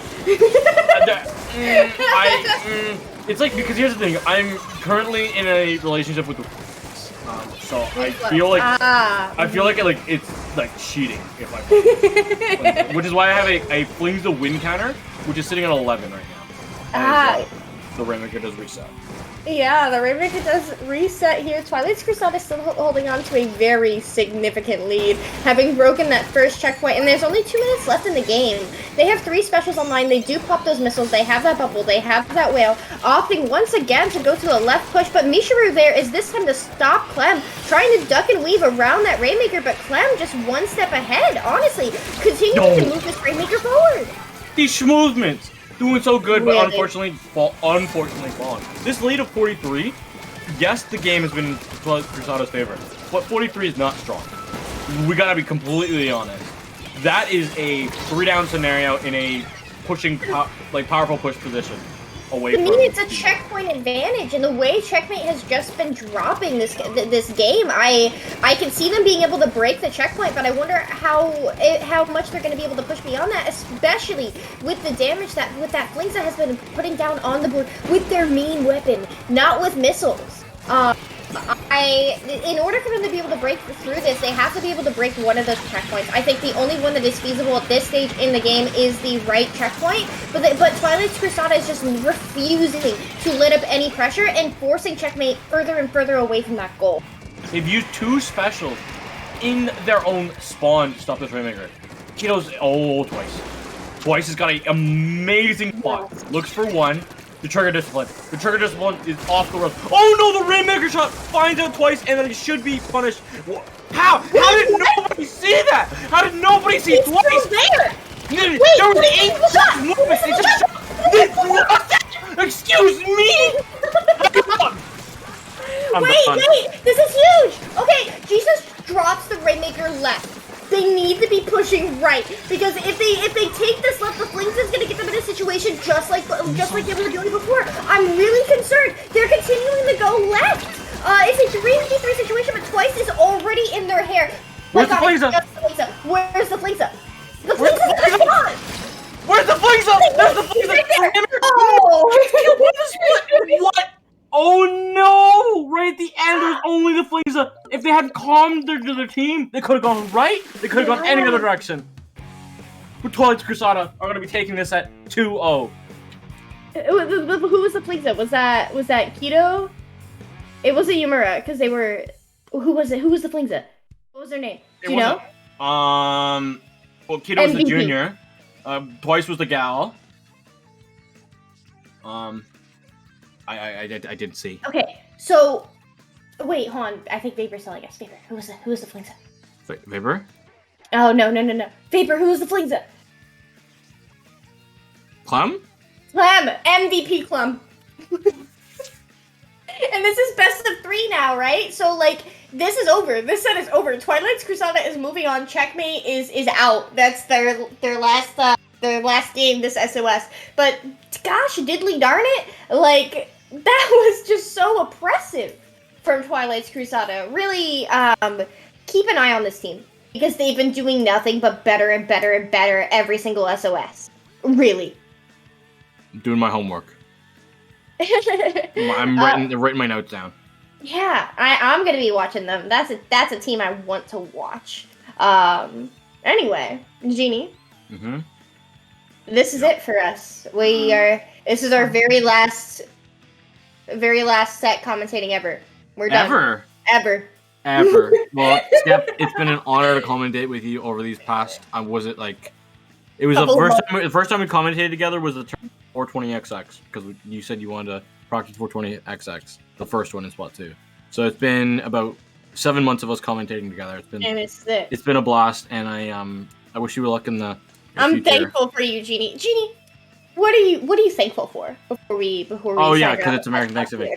I am thankful for being in school and being lucky that my parents saved up money for me.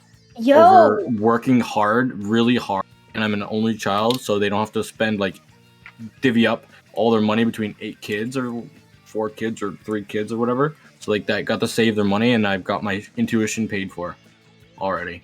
So I'm thankful for that. So everyone else student debt, finance stuff, I'm walking financing parents were chads. That is something to be thankful for. Good parents, honestly. Let me think. What am I thankful for? I'm thankful for my lovely partner of 6 years. I'm thankful for a stable job, where I feel safe and like my coworkers and like my boss. And I'm thankful for good friends like you. Oh, thank you, Scout. Yeah. Well, and I hope everyone has a great Thanksgiving weekend for family time. And if you don't have family that's close, think of friends. Yeah. It's always a happy time for everybody. Well, it must be. I'm thankful for our SOS staff. Let's go, gamers! Yeah. And before we should. I see. Sook is in ready out mode. Shout out to Vapor, the MVP of today, for doing the stream. Thank you for streaming. But the people can find me at my @'s on the screen at Genie7 _ on Twitch, or Twitter, sorry, at GEENIE7 _. You guys will have big updates. I think I can say it. I think I can say it now. The big tournament on the weekend. You might see me there. Vladimir? Mm-hmm. You might see me. You might see me there. Hey. I'm pretty sure I'm allowed to say that now. Out there. Hi, my name is Skepidillions, as seen on screen. You can find me on Twitter, Twitch, TikTok, and this weird little thing called Hive. Yo. Everywhere at Skepidillions is a pretty consistent person. I thank you all for being here, and I hope you have a lovely Thanksgiving. And please stick around, because these sets are just going to get better and better, and the other commentators can get through a set without laughing. Yeah, you got the real, Smash commentators. You got the Smash we got some Smash boys. No, let's go Vancouver score! Let's go! Alright, bye! Stay fresh.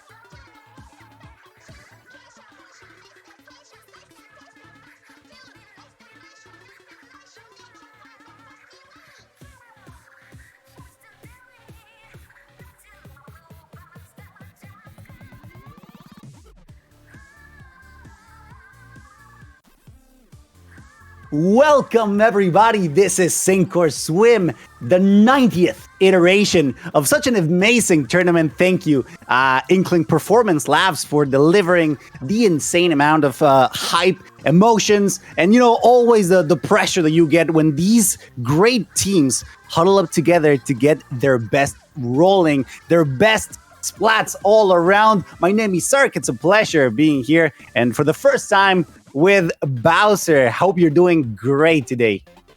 Hey everyone, I'm doing good. I'm a problem, chat. I got my stream time wrong and I got this time wrong, so I just ended streaming, came here seconds ago.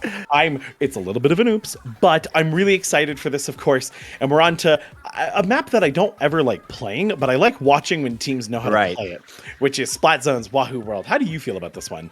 I guess I agree with you. The fact that Wahoo World can be a bit of a dice, a coin in the air. You never know what's going to happen. You never know how the tides are going to change. So now that we're about to start, kind of tempting, with a little bit of a shy face, is going to try to get something going. Remember, this is a best of 3. I do like their configuration. We can see some splashmatics. I do believe that's the right term for it. I'm still learning them, but I do believe, splash. No, that's splash-o-matic. So you know that they're gonna be putting a lot of pressure that could be well countered by that eliter. And I'm curious how they're gonna use double crab tank, because I feel like that's why you're running that in a composition like this. And very quickly they steal the zone right from Fruit Rollup. Tempting right now, sitting pretty. What a shot right there from our Slosher player. But yeah, no, this is interesting. I mean, look at that. They're already crab tanked up and firing out into mid. I feel like that is exactly why you run a comp like this. And look at Rissa going all the way in deep right now, just starting to get that special charge up already at 63. Yeah, that's probably why we're running it. Yeah, also a lot of pressure. You know that they want to keep that turf controlled, so that pushback from Fruit Rollup, the purple team, is going to take a little longer. Of course, the mini booyahs are going to make work of that zone, of course, complemented with the big booyah. However, that's quickly turned around once again, kind of tempting, doing a phenomenal job fighting face to face with a sniper as well. Very interesting touch here. The battle of buckets are ensued, and they do just fine, taking stocks, taking splats and inks all over the place, of course, doing a phenomenal job to keep control of that zone. The penalty is going down, and they're still doing pretty well on the scoreboard. Honestly, this is great from Tempting. I love that Fruit Rollup had a way to put penalty on them. It was a few ink strikes and a booyah, and it was over. That scored them some time, but they need to actually get the point once they score that time, and now they're Tempting is starting to score again, and they got to find something, because some of these players are, oh my god, that spin. They're demons right now. They're fragging out splat after splat. I mean, this is really impressive stuff. Fruit Rollup's going to have one heck of a time making this comeback. Yeah, inches away from getting that wipeout. Kind of Tempting, doing a phenomenal job on keeping the pressure, but also dealing with the pressure on their own. Swish trying to get that crab tank to at least get some turf on their side. The crabs are fighting. None go down other than the timer, by the timer itself. So that's a lot of pressure for both of them. Look at the roller there trying to get some nasty picks from the side, unable to do so. Still amounts of pressure that cannot be surmounted by Fruit Rollup. They're struggling so much, only 10 ticks down, and the crab tanks are showing up for the fight. The final pushdown is going to be a success, and that means that Kind of Tempting takes game number 1 on Wahoo World.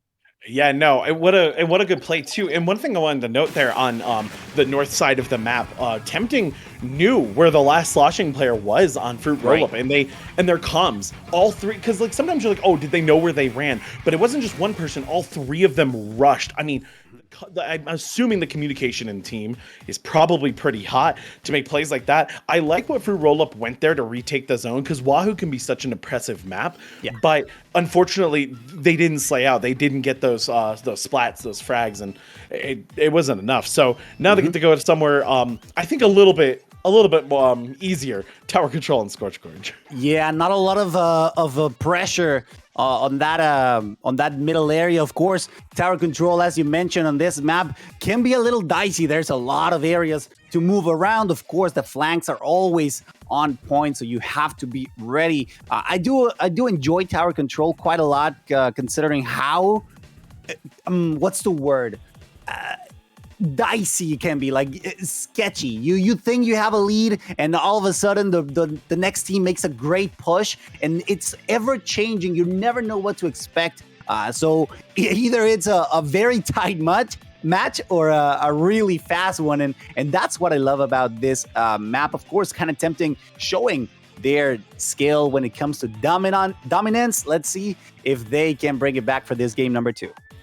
It's funny you say that, Cirque, because I was just thinking about it. Like one of the funniest parts about tower control is you have your tower all the way in their base. You've made a good push. Yeah. Your team goes down, and you're like, yeah, I'm fine. Like we're fine. They have so much time until they start scoring, and that tower slowly moves towards your team, and you're like, all right, they can stop that now. They can stop that. It's like slowly watching your doom. You're like, there's no way they're gonna. And then they inch it 1 point past, and you're like, I gotta go that whole distance now. It's awful. It's. Yeah, it can be pretty hard, to be honest, and it can be daunting. Sorry, the fact that again you have to make a huge push, and it can be demoralizing sometimes. So let's see how what is this Fruit rollup managed to figure out how to deal with the oppression that kind of tempting pulled up on the first game. And let's take a moment to because we actually missed it earlier. Thank you, everybody, for all the raids. We got Splatoon Lily with the raids, Sigurd Berserk, which is kind of funny because my name is Cirque. So thank you so much for the raids, and thank you, everybody, for being here. Hope you guys, beautiful people, are enjoying current stream and are ready to share it. We're running into game number 2, and yeah, there's a bit of a bamboozler over there on Fruit Rollup. I would love to see some fast picks. Let's see if that's a reality of just a dream. Tempting, so tempting, very standard loadout. That is what you expect to see. We got blasters, we got a bamboozler. Like this is a fun comp, but there's also still that splash-o-matic and the sloshing machine. I think that's gonna. Oh my goodness, what a shot! What a great direct, but look at the cleanup here. Yep. So this is what I'm talking about with tempting. Their coordination, right? Yeah. So classic entry is somebody goes in, finds splats. If they don't find anyone, your cleanup comes in, hearing where they are and seeing where you were, and cleans it up. And that was textbook right there. What happened? Like Rissa didn't find anyone, but the cleanup was instant. Lots of suffocation, lots of displacements too as well. Luke with a great booyah bomb to get rid of that sniper. And look, those over there, the little stops that'll let you know that everybody's alive. It was just a cemetery because everyone was gone from there. So interesting trade. Still very much in kind of tempting's favor. They're just a couple inches away from getting into that last checkpoint, but great defense from Fruit Rollup to just bring it back, and let's see if that push is going to take them anywhere. Right now, well, you can see that the Bamboozler doing some kind of job that it's really paying off, at least so far, of course. Very well aided by their teammates to just keep on trying, keep the pressure on without worrying too much. Movement there from the sloshing machine player on Fruit Rollup. This is the advantage they needed. They have the positions and they have the specials. They can actually start their offense nice and proper here. They're going to force the team to kind of split off to deal with the booyah bomb. And this is a good spot. This is your moment to shine. And there's the first kill going down. Okay, great. First splat on yellow team. Fruit Rollup is sitting pretty, and I love this pressure, and I love just how far they're pushing. The last-ditch efforts coming in, of course, I believe. Putting in some work. This is good. This is the kind of offense you want to see happen. Definitely, it's paying off right now, but quickly turned down by kind of tempting. At least it seemed that way. That tower keeps on pushing very slowly, but it is nonetheless right now doing a phenomenal job to stop it at all costs, but it's just inching away. 23, it might be so close to the 22, but that tower is gone. So that means that despite a great effort, despite a great push, it is now turn for kind of tempting to force that tower back to the middle and either gain some ground or just play for time. Maybe their defense, their attack play has been immaculate. Let's see how their defense play style shows off in this last 2 minutes of this game too. Both teams got one player down right now trying to pick up this Fruit Rollup player on the side, and they do find them Oh, what a shot right there coming through from the Bamboozler player. They pick up another one. This is actually really, really big. They're going to start that offensive again. This time from the halfway point. They don't got to walk it all the way from their base. They're sitting pretty. The Killer Whale's going to come out. That's going to allow them to get some displacement going, get some pressure, but they got to break through that. They got to break through that point barrier right now. Only a couple points remain. So let's see if Tempting can do anything about it. I mean, Crab Tanks is definitely a way to do something about it. Booyah Bombs coming out. Everything to stop it. And that's actually a really bad situation for Pulp. Can they get out? Oh my god, that's enough missiles. They're going to have to run with oh, yeah. No way they live. No way they live. How much health do they have? They got away with murder. Yeah, and lots that's of huge. pressure. It gets their whole team back in, right? Exactly. Despite the fact that they were all displaced back, they still kept them pushing. They held their ground. The bubble is out, so that means a little bit of extra safety. That scoreboard has been turned around. It is now Fruit Rollup who has the current lead just by 2 points, but the tower is slowly receding back to the middle. This could be it. Great trade from Henry, and of course, the member from Kind of Tempting, who are trying to get their best, trying to bring that tower back. So now they need to... I thought he was going to fall down.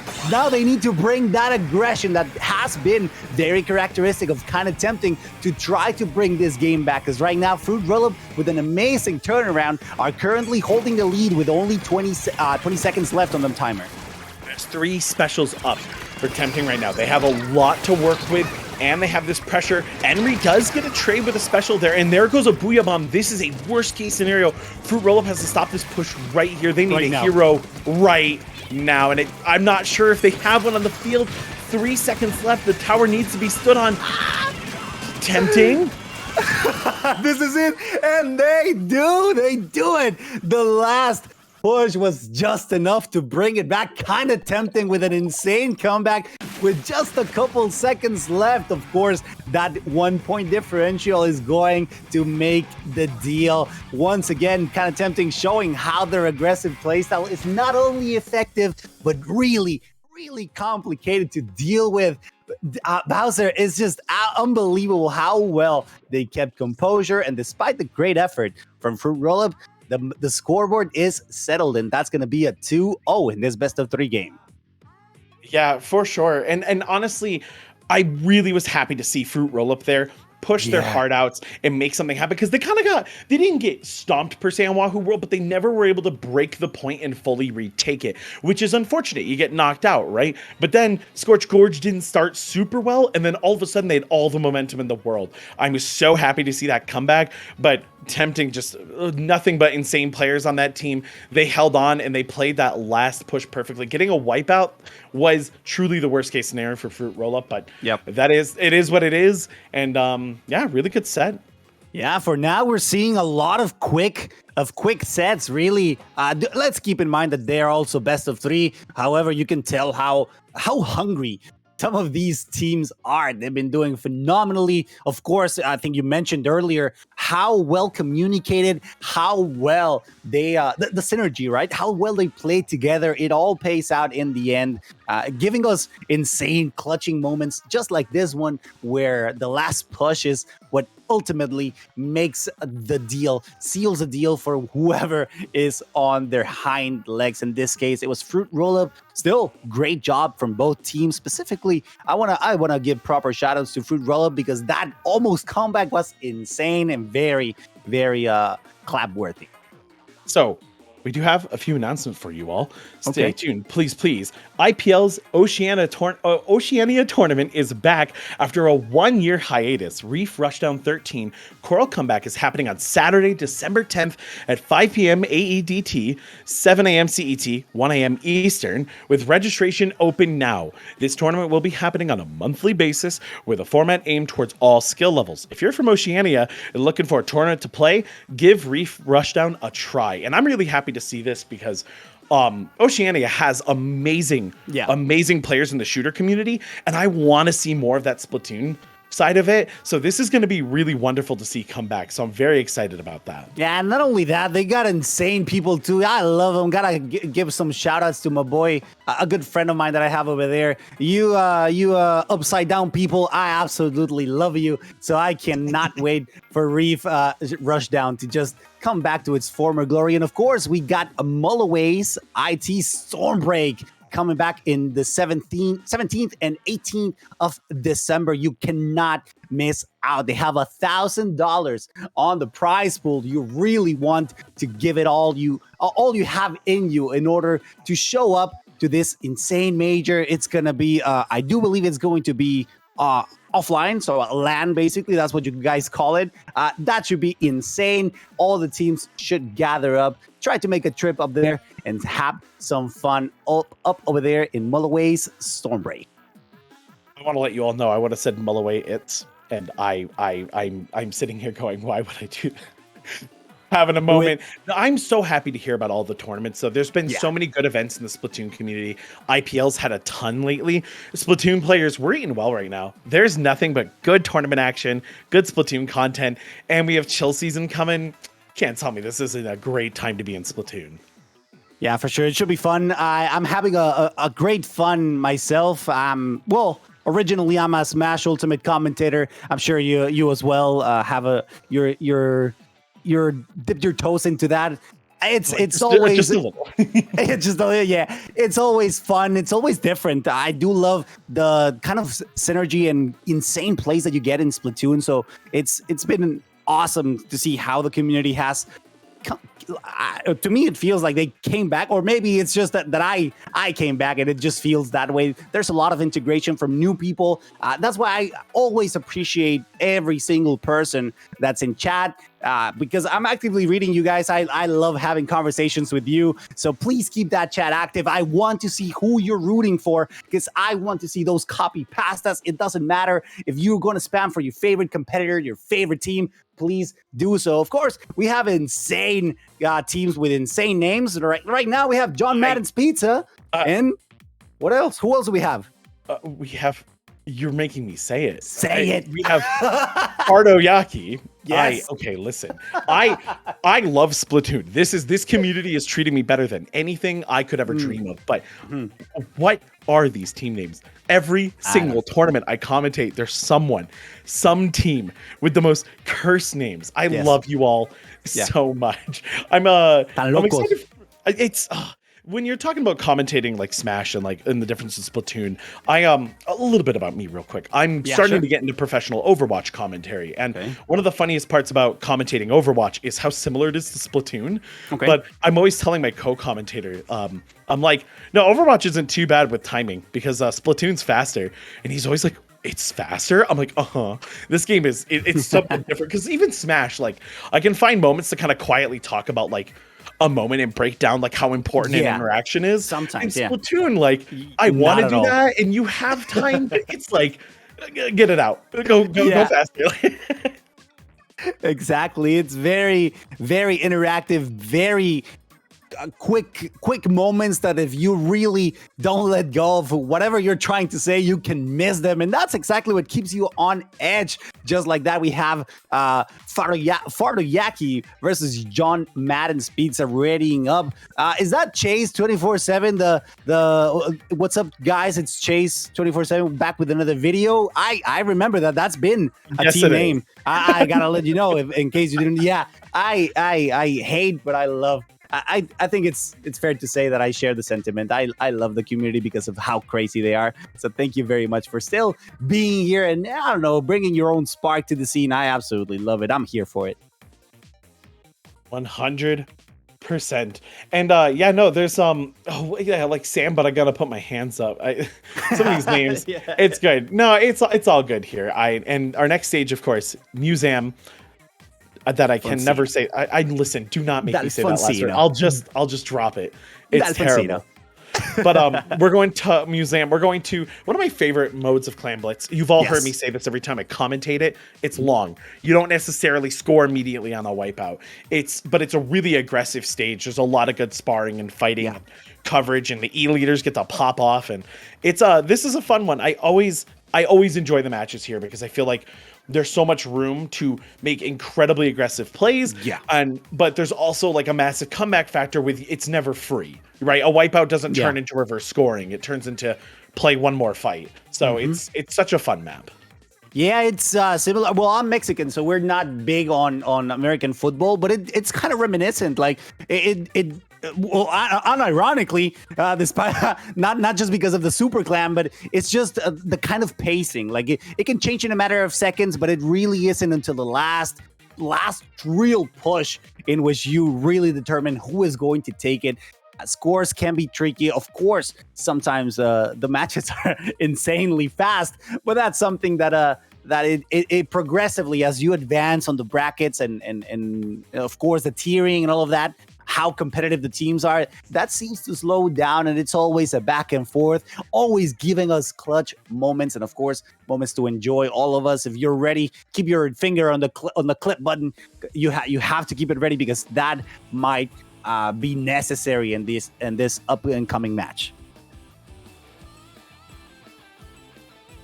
Oh, interesting. Looks like we are having a few issues with the lobby right now. So connectivity, yeah, it happens every once in a while. So I want to ask chat, what are we? And I'll ask you as well, sir. Yep. But what are we the most excited about with the new season, with Chill Season? Because for me, while the weapons look really cool, I'm really excited about that first new map we got, the Hot Springs. Something about that map looks beautiful, and I can't wait to play there. Yeah, it should be fun. To be fair and to be completely honest, I'm more excited about the fashion. I think Splatoon should add more gear, like just for the fashion. Because skills are fun, weapons are fun, but I cannot wait for more gear pieces. New shoes, new jackets, something that I can fully relate to. I did like the DLC one, the jacket. That's the one I'm sporting right now. Actually, on my Twitter, I posted a picture about it, so make sure to check me out. It's GMC, pretty easy. Check it out. I'm also a Smash Ultimate commentator. But in this case in particular, I feel like there's a bit of a lacking department when it comes to real good fashion, or maybe I'm just old and it's hard for me to find something that I like. I got a nice pair of headphones. I wear a cool T-shirt. I got my pearl pumps. I'm happy. Listen, I'm simple. I have a few things I want in this world, and I have them. And the pearl pumps, they're the vibe. Because when you're going to stomp on an entire enemy team, you want to look that good, and that's what I'm saying. See, son, I have to agree with you. They're pretty stylish looking. I don't like it myself. I'm more of a boots kind of guy. So yeah, it's not working for me. Although I have to admit, they are pretty fresh looking.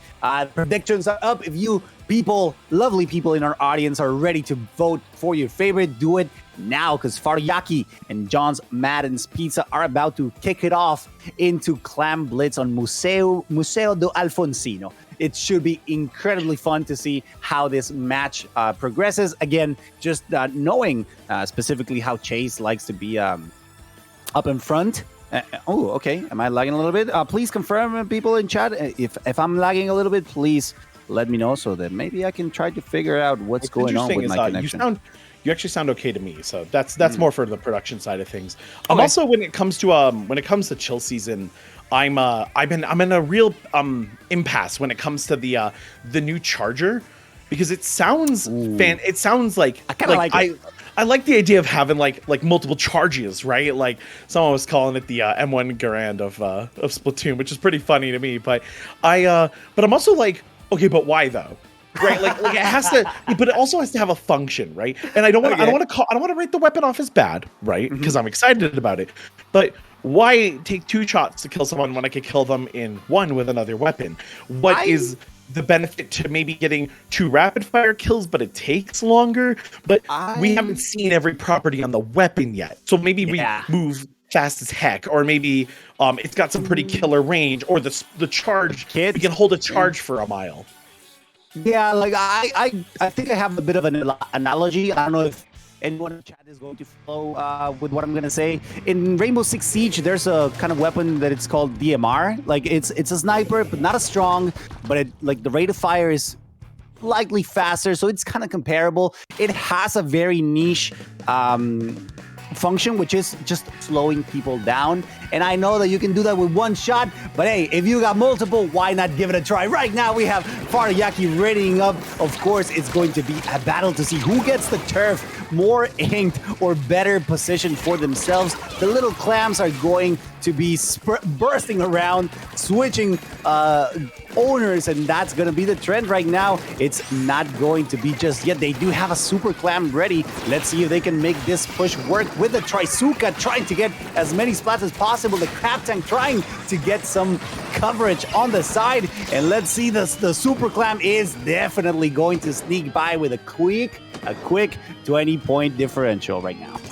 Yeah, nothing too big there. That started off with fartoyaki getting a really big 3K on John Madden's pizza, but then the clapback from John Madden actually there, and I can't believe I'm saying the words out of my mouth right now, was incredibly strong. I mean, they really got their splats off. They have clams now, they have specials, and hopefully if they can get a few picks here, it'll go well, but unfortunately, that's kind of the worst place to go down because now they're going to be able to score immediately again. And it's open, 10-point difference. Oh, can they get anything else? So that's the trick. No, and so that's not the biggest deal in the world. You can clap back pretty well from that, but to not be able to capitalize on a push is the museum problem. That's what makes this map a little bit of a struggle. Yeah, I can see exactly what you mean. That right now, John Madden forced to be on their hind legs just for a little bit, but as you mentioned, that can change in a matter of seconds, just like right now, getting a splat on the current super shell, super clam holder, the carrier. It's very unfortunate because they really needed that. They do have two on their side, so that should be an interesting scenario. Whether they manage to get something off of it or not, they do need a huge push. You can tell how the turf is mostly painted for John Madden's, so that means that they do have better chances when it comes to mobility. They're being super respectful, super careful when it comes to pushing, and just like that, pushing that super clam back. Unfortunate splat for John Madden, but great for fartoyaki to keep asserting their dominance, at least from what we've seen so far. Yeah, that's rough. That is so rough because John Madden got another, a couple more splats. They had the map open, but they weren't able to push in. And now it feels like they're still stuck here. fartoyaki, I would say, I don't want to say sloppy isn't the word, but it hasn't been the cleanest play from them, but they're not losing ground. Like every time they come back, they fight super well. They break through. That was a really nice reef slide, actually. Good job stuff from Chase there. But like fartoyaki, John Madden isn't able to push in and actually get anything done, and that's going to become rough as we only have 2 minutes left. So they got to get something started soon here. Yeah, at least not yet. We've said multiple times before that can change in a matter of seconds. That Trisuka is out, not getting any picks, at least not quite yet. Of course, a Booyah Bomb to try to get the veil, the vision impaired. Of course, no splats taken, and every single shot is flying. I do believe they have two super clams. I could be mistaken. Right now, John Madden, the purple team, is trying their best to reposition themselves. Right now, they're being pent up on their side, and oh my god, another splat by the crab tank. And look at Leo. Look at just the pressure that this is absolutely insane. The pressure that fartoyaki is exerting on the enemy's base is just unrelentless so far. That was some insane slaying right there. The splats were incredible. Splash-O-Matic putting in work. That's an accurate gun. You got to really land those shots, and they're making it work. And look at the score, 54 to 100. John Madden's got nothing on the board, and they got a rat in their base now. Look, this is getting difficult. They're just trapped here. They haven't left. This entire match has been played, I swear, on their side of the base. Oh, this crab tank, unfortunately, going to go down like that. Good stuff from Latios there. Maybe this is... Oh, see, I can't even open my mouth. I'm just going to get someone killed. Yeah, the curse is real. At least so far it is. Almost 30 seconds left, and the only way to bring this back is if John Madden manages to bring a huge push. Not only do they have to deal with the aggression and of course the accuracy that fartoyaki is putting out, the pressure, the suffocation that they're putting John Madden at least on the current chokehold. Look at him fight, but that's unfortunate because that's another opportunity gone. And as that Super Clam dissolves, also the opportunities, the hopes of bringing back this game with only less than 10 seconds left, this is going to be almost impossible. Let's just hope for an opportunity, a miracle, because right now it doesn't seem to be the case. Overtime opportunity, could this be it, Bowser? It's hard to tell, really. This is the longest overtime in the game. We can be here forever. Unfortunately, though, it feels like they just don't have enough gas in the tank.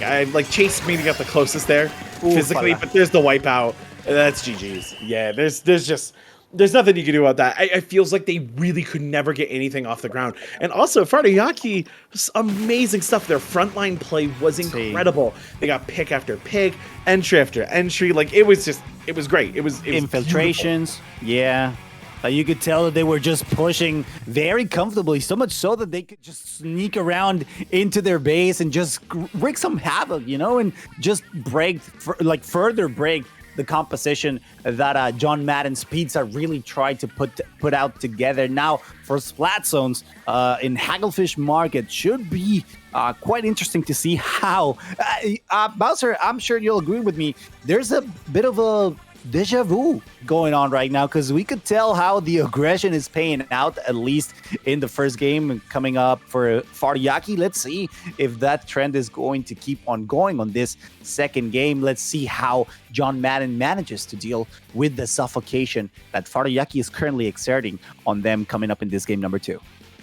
It's funny, Smash commentator, because we're headed to what I would say is the PS2 or the Smashville or the whichever game you played. Right. This is the Battlefield start. This is Splat Zones Hagglefish. I feel like this is going to become our Mako Mart, where like everyone knows this map, everyone knows how to play this map. It's pretty good. This is the one where everyone knows every single lineup. Yeah. They know every single flank.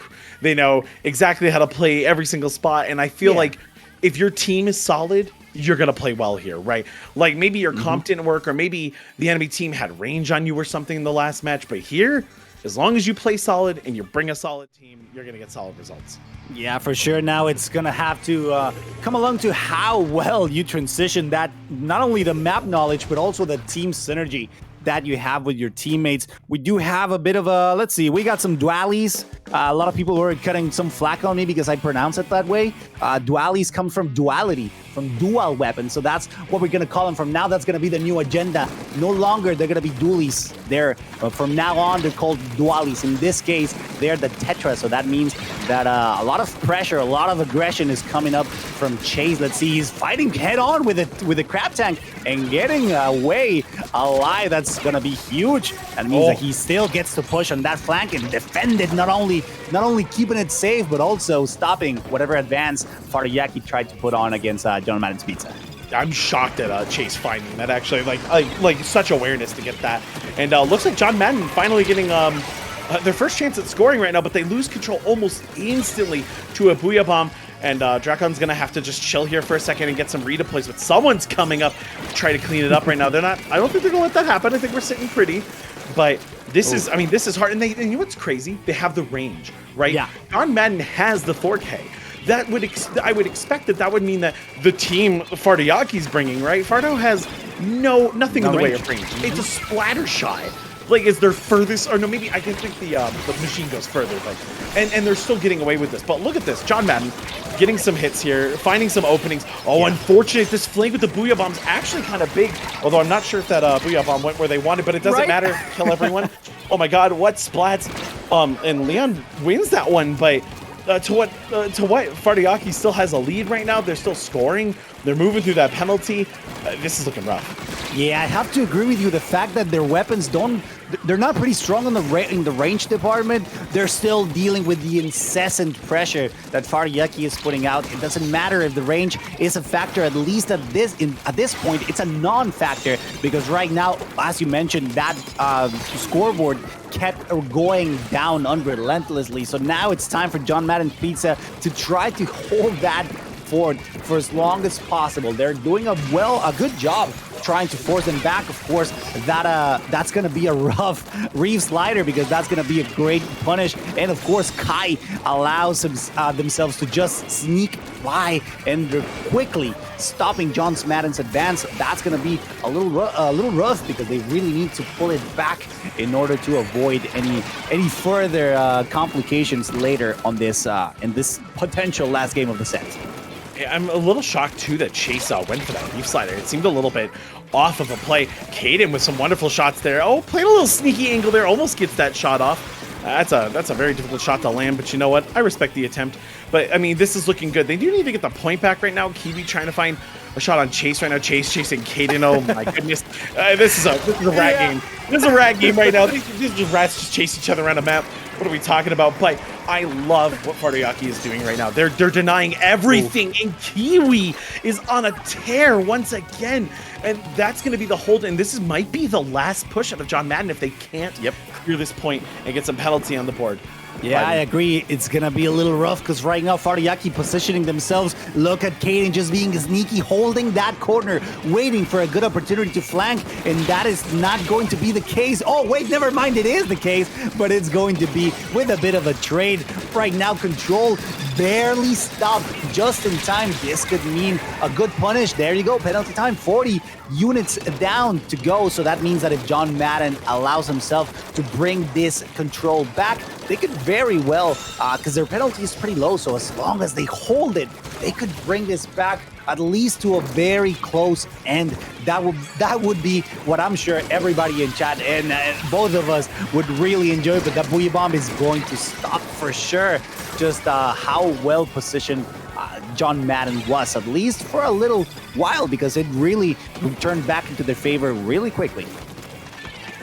I love this setup. It's looking good. This is what John Madden needed. They have the redeploys coming in. They have positioning, and they got a really good pick on Kiwi. That is 2 players down on the side of fartoyaki.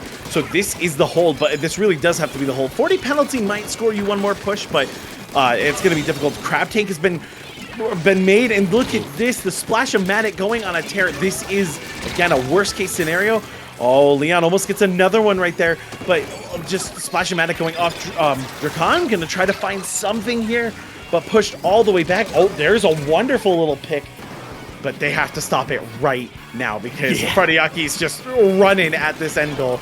Just Splash-O-Matic going so ham there, getting so much. They lost control. They're in control, and it's not enough. fartoyaki, fantastic work as a team. That Splash-O-Matic player just absolutely went off at the end there. That was some beautiful stuff. Yeah, also Chase just sipping and sapping everywhere, just avoiding every single bullet, every single bit of ink that came his way. He was doing phenomenally, and that is going to allow fartoyaki to just take this set with a clean 2-0. Unfortunate that we couldn't see tower control in this set in particular, but just like everybody in chat is saying, Farto better than anyone else. Let's see if that's going to be the trend moving forward. At least they get to keep advancing on the bracket. There's still a lot of pressure for all of the teams currently holding whatever we have in front of us. So it's a great job from both teams that we saw, at least the ones we've seen so far, with clean 2-0s, very dominant.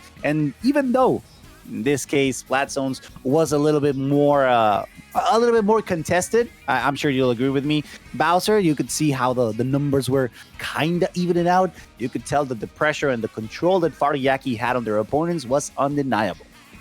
Yeah, and I would have to watch the replay to give you a deeper analysis, but it just felt like we couldn't get the picks. John Madden's pizza, unfortunately, not good enough as a pizza. They missed. I feel like they missed splats. They missed picks and plays.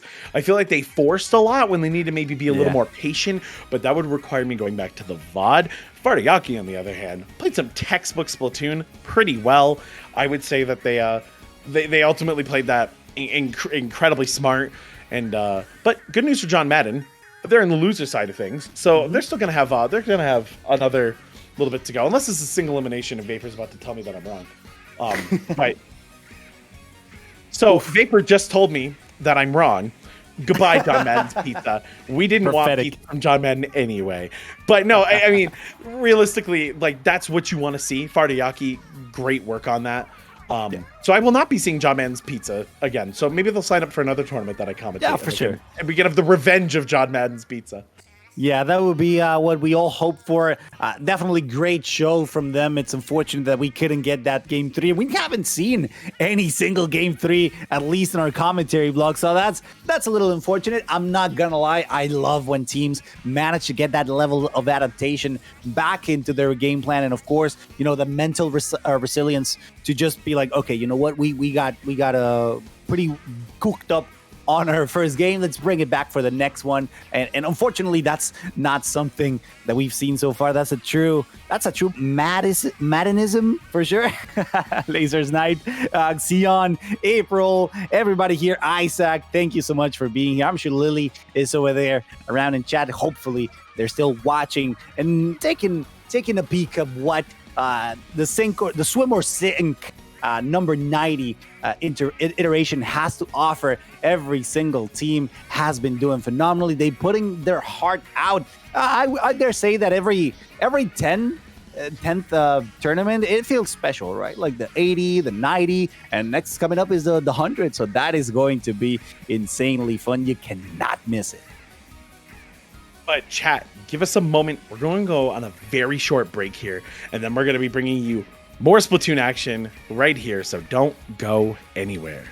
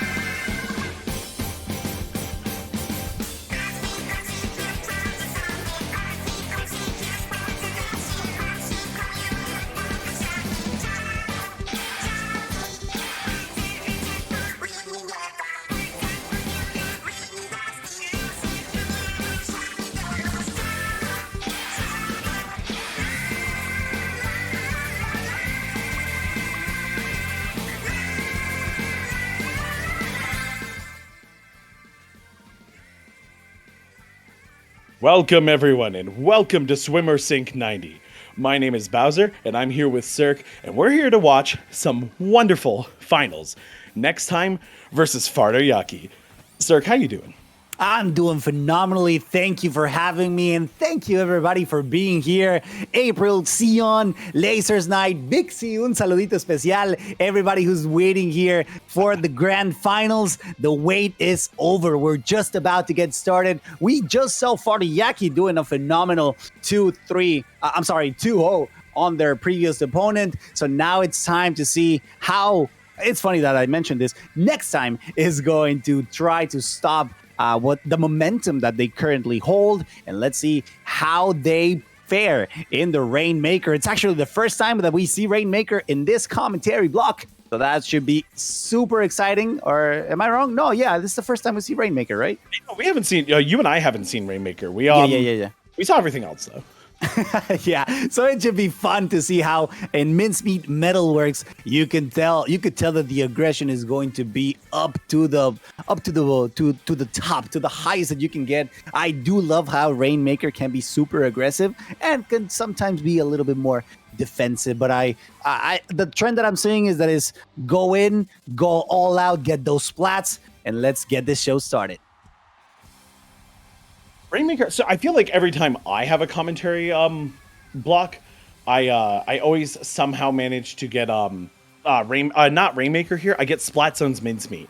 And and then the chat's always upset, which I don't blame them for. But I feel like Rainmaker is one of the less egregious maps here for Mincemeat. I feel like it's a fairly, I guess it's not the most unhealthy, I would say, for Mincemeat. And no one other than me likes Mincemeat, so I feel like this is better. But I'm more curious how players are going to play it at this level, because I don't think I've seen it in a Grands yet. So I'm very excited to see that at Swimmer Sync. And for those of you who are wondering what's going on, yes, it is a single elimination bracket. So there's no bracket reset. There's no do-overs. This is it. A best of 5 between fartoyaki and next time. Of course, we're going to see Rainmaker, Clam Blitz, Splat Zones. You can see him on your screen. The thing is that what we're yet to determine is who is going to come up on top, depending on which modes are played and how comfortable they feel in them. We can see a lot of shooters here on Team fartoyaki, just doing with the hero, with a junior. I do believe that's a junior, and of course the Splash-O-Matic. This is going to be a fun battle when they're actually dealing with rollers, with splatter scopes. That's gonna be a tough one for sure, but they're opting for the aggressive kit, and I'm all for it. I am too, and again, I'm a little worried because there's a splatter scope, but there's nothing really long range on fartoyaki. That being said, they get the first splat of the match, so looking pretty right now. And of course, delivering the Rainmaker right now. How far did that go? Okay, not too far, of course. But this is the real trick here. If the snipers get to set up here, oh my goodness, nice. They get to do some damage, but not when they go down like that. What a shot. What an absolute beast of a play. Love to see that as next time gets their footing back a little bit more, trying to get some specials rolling and try to get this Rainmaker back. But oh my god, fartoyaki's going to break that barrier immediately. Already they're trying to get that push as fast as possible, but quickly pushed back by next time. We're just throwing every single projectile that they have. Of course, that roller is going to put a lot of extra pressure, but great job with that Slosher Kiwi trying their best to just get something out of it. I do believe that's Chewy. If that's Chewy, I like it because it's a nickname that we Yeah, I like the way they wrote it. It should be Chewy. Yeah, it's a nickname for Jesus. So that's my brother, that's mi hermano. Just like that, putting a lot of extra pressure, not letting fartoyaki feel comfortable, not being able to push. And just like that, they do pick the Rainmaker. Let's see how well they do. The push is gonna be minimal, Bowser. Not like this. Not like this. Chewy waited so long for the teammate and like, okay, we cleared a space, come through, have a nice day. And then just to land on a bomb and then the whole team folds over. Oh no. That is when I've said worst case scenario 2 times already tonight, but that is 100% the worst one I've seen so far. That is in the swimmer sink category, that's a drown. One small drown, a small case of the drowning. And great job from fartoyaki, just pushing forth, putting a lot of pressure on that bubble, allowing them to quickly take advantage of the previous wipeout that they got earlier to reposition themselves. They keep on pushing, 59 to their name. That is looking really good, and they keep on advancing, not by a lot. Great job from next time, just stopping them on their tracks. They're readying up for the push. We got some super jumps ready. Be careful, don't get sniped by Chewy. Instead, they get flanked by Burbdon. Great job knowing and that their teammate was in danger. And of course, that the assist definitely paid off. And look, a lot of pressure, painting the ground ready for whenever the push is going to take place. Burbdon feeling very comfortable. They're making sure that the teammates have a clear path.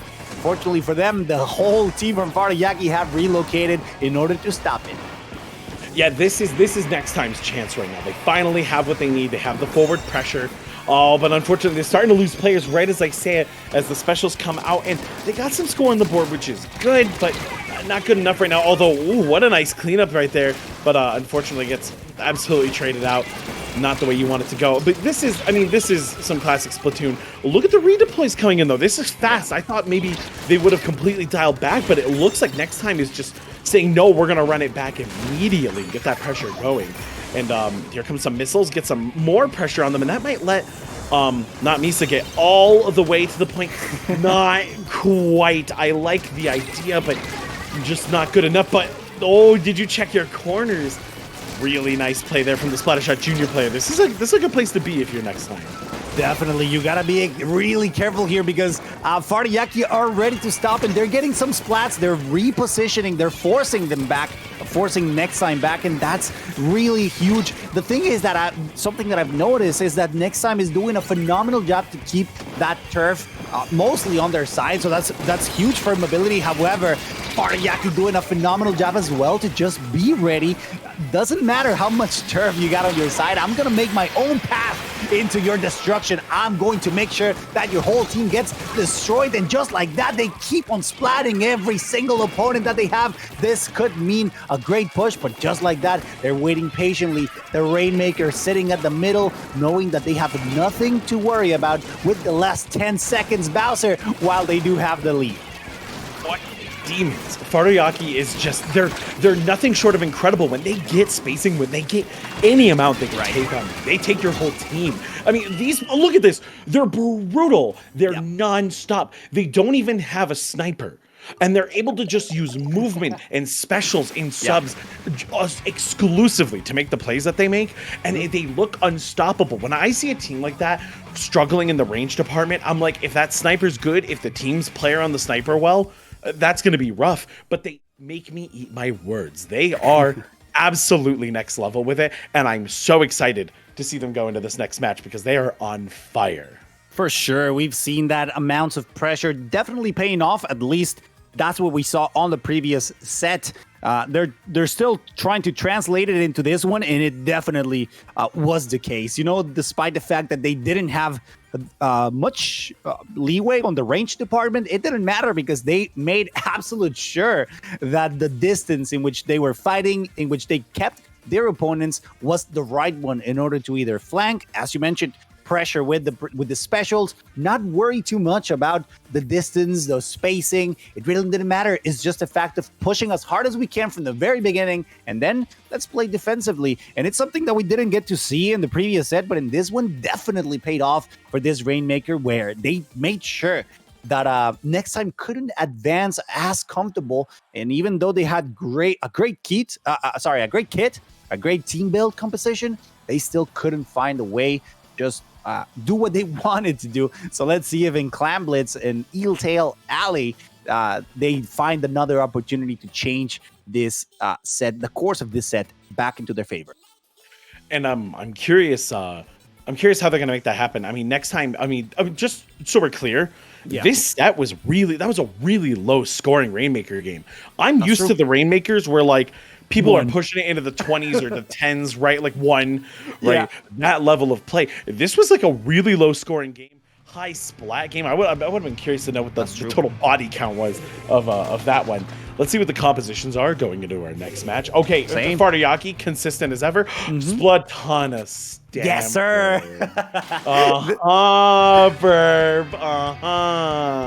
I like it. Clamblitz being a very upfront kind of mode. Definitely, I can see it paying off the aggression that you can get with a Splatana. And of course, the range. This is a weapon that I've been learning myself.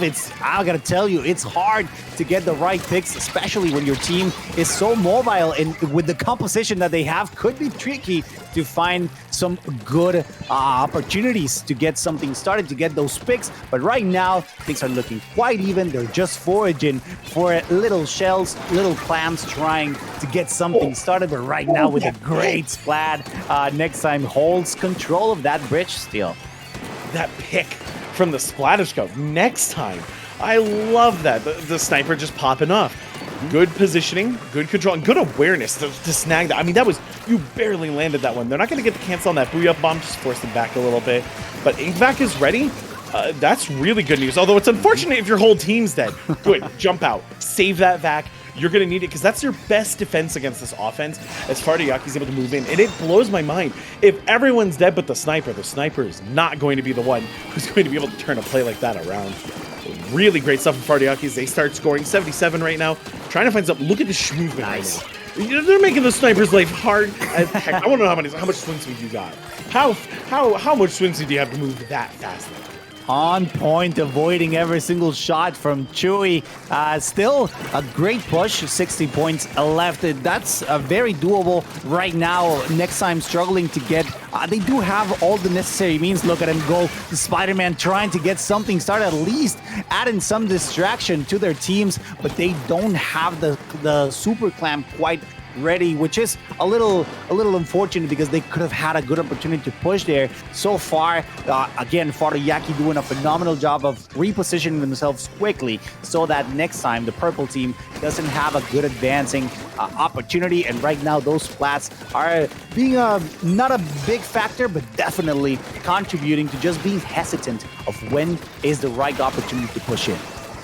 And fartoyaki again. The splats. I think the splats might be. Maybe they're not the biggest factor here, but the pressure at least that fartoyaki is able to put down. For sure. You're never safe against this team. They just move and look at this, right? They just move in, right? They find pressure. Two players slowly fall over, and then they're scoring. This is a really dominant game from them. Like, the last game looked close. It looked really, really competitive. Yeah. This is looking like a swimmer drown. Oh, look at that. And everybody's still super jumping into action, just waiting, just making sure that next time doesn't find a solid footing, not even in their own turf. They're just trading. They're still dropping some little clamps into the basket and refreshing that counter. And this could be it. Oh my Yeah, goodness. that's gonna stop. Great push once again from fartoyaki. This is very dominant. It shows just how comfortable they feel when it comes to attacking and just how effective they are when it comes to the team communication and the synergy that they find themselves when it comes to push and make the most out of single opportunity to go in. This could be another instance, but it is the case. The barrier is broken. Let's see if they can find those little shells to bring this game into a closure. Amy Kiwi has just been slaying on that sloshing machine. There hasn't been a moment they've sat still. They've just splat after splat, play after play. They finally went down. I mean, they were up that whole time, mind you. That is a player that lived through everything, and there's no way. This whole team, they just find pick after pick. They can squeeze so much out of a play when you don't think there's anything left there. Their offense is incredible, and their exit game is not bad at all. Fartoyaki is impressing me so much right now, but next time I want to see them break through and get some score on the board, because this is not the kind of pressure you want to have going into game number 3, because after that first game you should feel pretty good, like, oh yeah, we can do this, and right now it's looking a little rough, kind of what Fartoyaki's been doing to the whole bracket, I would guess. This is a really dangerous spot to be in. Oh, how are you getting out of this? Okay, bet. He does. All right, sure. We out. Great stuff. And they find a pay. That's what I'm talking about. How did you find all of that? 30 seconds left on the clock. Next time is going to have to make the play of the century right now to make this work.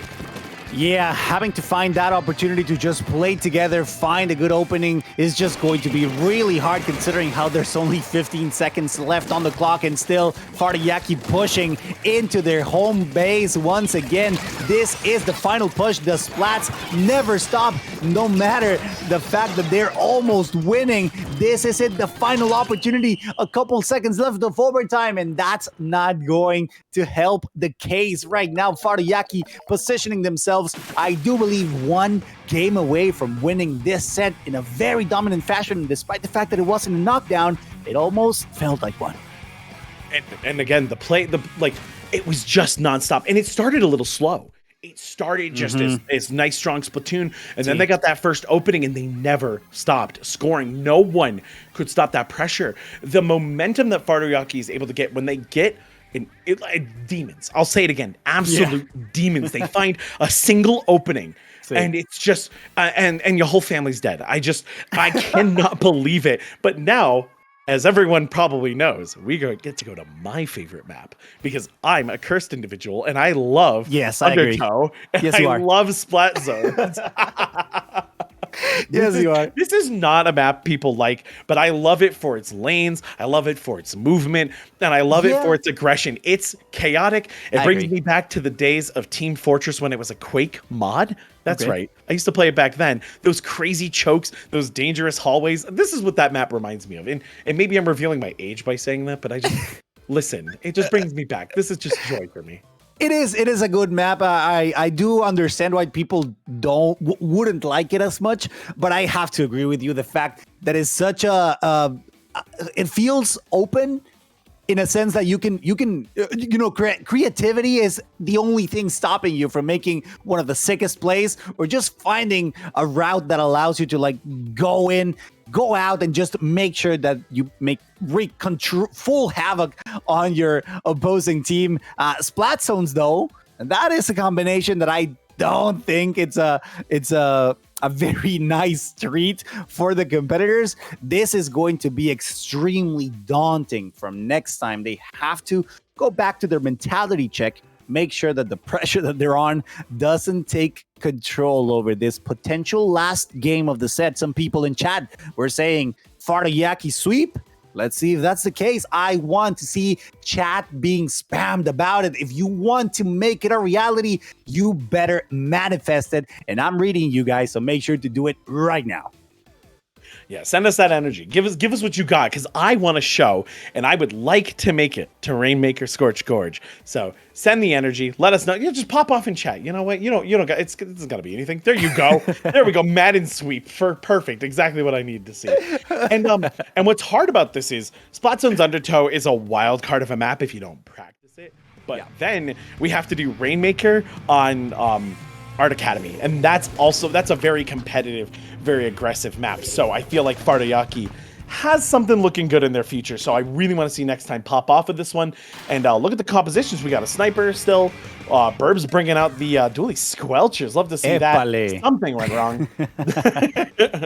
Well, they got a little bit of extra time to see what's going on, to see how they resolve it. Interestingly, though, I must say that I'm really impressed with the fact that fartoyaki, they're believing in their weapons. They're not changing their composition for any particular kind of mode or map. They're just going with, you know what? I like the Splat Junior. I'll just bring it. I like the Splash-O-Matic. I'll just bring it. And it's working. Tactical disconnect. Come on, kind of whoop. But yeah, definitely enjoy the fact that fartoyaki are just true to what they feel comfortable with, and I do like as well the fact that next time is experimenting, switching, making sure to bring every single opportunity so they can bring it back. So I mean, this is it, right? This is do or die. This is the last opportunity that next time has in order to bring back the set. Now they need to reverse 3-0 fartoyaki, and that's easier said than done.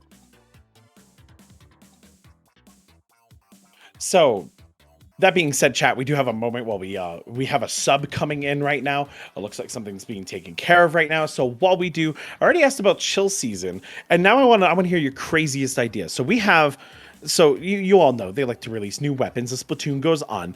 What do we think we're getting from Tri-Stringer next, or the Stringer family? Oh, see. What weapon? And here's my tinfoil hat. Hit me. Give me some Diablo style Demon Hunter dual crossbows. I want that more than I want dually crossbows, dually stringers. I just something about my Octoling running around with a crossbow on each arm just sounds wild, and I really want it. That should be fun, actually. Yeah, it would kind of work like the reflux, right? In terms of turfing, of inking, when you can like alternate between them in order to shoot in different bursts. I think it will be interesting to see. I gotta admit, Bowser, I like the way your mind works. It's actually very interesting to see because, yeah, I agree with you. We also need a new Splatana. So hopefully that comes soon. And also the new kits that always kind of freshen up the meta or maybe change it a little bit. And for those of you who are excited about the new Duali, that should be fun. And what better way in order to bring it back than a combination of a Duali and a stringer. That would be twin katanas. Hey, Kiyomi, Everyone- I like you. I like you. I Listen, like how you think. we all know you're weebs. Every single one of you. We know you're weeb. See. But here's the thing. What we wanted. I understand. I will not judge you for wanting one of the coolest things you could ever ask for. Listen, Kiyomi, that's something that never crossed my mind. And now I can't live without it. And I blame you for it. I absolutely 100% blame you. Yeah, I've been cursed with a need that I didn't know that I needed. So hopefully we can manifest it into a reality, just like next time needs to manifest a win. So I beg of you people in chat, whoever's supporting next time, please make yourself heard, because they really need all the support, because right now fartoyaki on a tear. Bowser, they're doing phenomenally from the previous set, and now profiling themselves to maybe go with another sweep, this time a 3-0 would be the case if that were to happen. Yeah, and that would be awesome if you're fartoyaki, right? That'd be a dominating performance. That's a great thing to have going for you. But I know you, and I know me, and as Smash commentators, we like to see it go down to the wire. So hopefully next time can find some fuel in the tank and make it come to life. But they have good players, and we've seen their potential. So I really want to see them pop off. But that being said, fartoyaki, I said it earlier, demons. They'll splat your whole family. It's just, they are nasty. And you said it too. They're not changing composition. Yeah. They just full confidence, That's full scary. send. We're better than you. And then they take you down. That's hot. Anyone who's that's good. If you can play like that with that much fire in your gameplay, we love that. We love that. Yeah, that's absolutely unbelievable. If they do manage to pull it off, that's going to be a great record for the team. I'm sure they've been doing phenomenally in the previous sink or swims. I was actually caught up in a Smash circuit, a Mexican Smash circuit, and that's the only reason why I haven't been able to come more often. So if for any reason you find a little bit of unfamiliarity, let me try again. Unfamiliarity, that's so hard to say, with my voice, it's just because of that. Like I'm relatively new to the scene. I originally hail from the Smash Ultimate community. I love Splatoon. I loved Splatoon 2, but I had a couple gripes with the online connectivity and playstyle, game modes and all of that. But back in 3, it feels so fresh. The community has been so nice. So I just absolutely love to see how it further develops. So I appreciate every single one of you for being so kind, so understanding, and of course, being so accepting of the new people that are basically starting to conform the new community that is going to be Splatoon 3 in the future. And the thing is, Cirque, is I'm also very new here. This is, I mean, I got to commentate Big House, which was awesome, but it's what's wonderful about Splatoon is just how accepting and open they are. They are one of the coolest. I mean, and I come from places like Call of Duty and Overwatch, which y'all know are toxic. Y'all know are toxic. I love them, but they're toxic. Splatoon is one of the most wholesome, fun communities, and let's get into it right now. Next time versus fartoyaki. Let's see how this match goes. And again, no changes in composition. fartoyaki sticking to their guns, and I love to see it. Wait, I just realized this is a double splat zone area. Is that a thing? I haven't seen that. Oh, I haven't seen that before. This What? map is, so speaking of, the only thing that's toxic in Splatoon is double zones. Yeah, these are nasty. This is what makes this map kind of evil. You can clear one of those zones in a heartbeat, but you have to clear both of them. And jumping that wall is dangerous, as you can see. This is such a deadly map. You're gonna see teams not have control for very long periods. Right now, fartoyaki just now getting the zone. And again, look, you're not very safe. You think you have a moment, and there's a flank, there's an angle. These two alleys are so incredibly dangerous, and this is why I love it. Yeah, I do enjoy the fact that those Dwally Squelchers are doing phenomenally to just keep that distance. They're fighting in the middle, and there's a lot of splatting going on. Of course, the crab tanks are going to do their job on each of their sides, knowing that it's basically safe, it's basically mandatory to keep that pressure on at all the time. And so you gotta be ready because right now they are pushing quite evenly. I'm sure they're suffering a little bit because controlling two areas at the same time, divided, it should be a little bit of mental stress put on. But right now, next time doing a phenomenal job to keep that lead. Even though it's a little one, it's definitely very good for their mental, and it's definitely paying off right now. They're still going down, trickling down on that scoreboard, and this is exactly what they need in order to keep this set going. Next time is where they need to be. This is the kind of pressure and aggression I want to see from them. This Booyah Bomb is going to break things up, so we're going to have to see how they handle it. And the Crab Tank's putting in work right now. It's 1 down apiece for both sides, 2 down now on the side of Next Time. And that big Bubbler putting in some work, losing control here. This penalty is going to be fat. Can they hold the zone? They hold 1. Oh no, that's not looking good. That's the opposite side that's about to get inked up. Oh no. Wait, but it looks like Next Time on the other side of the map was able to get back in control and hold the points. This is a really big opportunity for them. As fartoyaki, the first time we're seeing them really on their back foot, struggling in any capacity in this set. Every time they lose control, they bring it back in a second, and just like that, this could be the changing moment, defining moment between them. This could add up to great penalty points if fartoyaki manages to get it, but right now they're back in control, and this is it. Next Time with a clutch game 3. They live for another opportunity to bring this set back. They have to. This is going to need to be a reverse 3-0, and this knockout, Bowser, is exactly what they needed, not only for their scoreboards, but also for their psyche. Yeah, because that momentum can feel so terrible, and I got to talk about it on a different stream recently in a best of 9 format, first to 7, I think. It's long, right? And but like you still have that problem of if you can't break that momentum, you can see just how much that can quickly steal the show. And when you get that breakaway moment, when Next Time has that moment, hey, you got the wind back in your sails. Go as far as you can.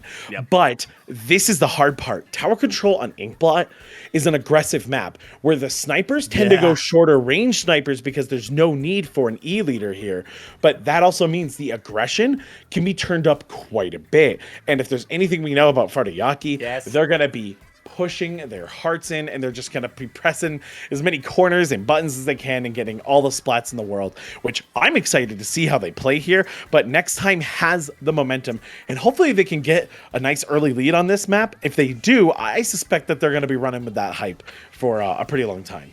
100% agree with you. We got Cloudy, we got Monku redeeming the hype. So let's bring it back, because this is the only one of the few opportunities that Next Time has in order to bring it back. There's a lot of hypes coming up, so let's keep them rolling. Again, I 100% agree with you, Bowser. The aggression that these, not only the mode, but also the map allows, will let basically fartoyaki run rampant with what we know it's one of their biggest strengths, being aggressive, being on your toes. They do have the splatter scope. Chewy does like that precision snipes that he can get, so it should be interesting to see how it pays off in this map, where you know that fartoyaki is going to try to suffocate the last breathing opportunity, the last breath that Next Time has in order to bring this set back. And that's the hard part, Bowser. The thing that they have to deal with the next, this game, this mode, and the next one are very aggressive oriented. So that means that they really have to outplay fartoyaki insanely well in order to bring this set back. They really do. Now, I wanna bring us back for one moment, because I saw something really interesting on the weapon screen. Only one person on fartoyaki is using last ditch effort. fartoyaki's team is almost entirely based in full speed, swim speeds, and stealth jumps. They get in quick and they move fast as you could react, and that's like a really lovely way to play it. I think that's an incredible style of play, but to see how effective that is here right now, look at them. They're just running amok right now in Next Time's base, and they're already pushing toward that second to last checkpoint. This is one of the best Booyah Bomb spots. You have everything in the world right now. What are you going to do with it?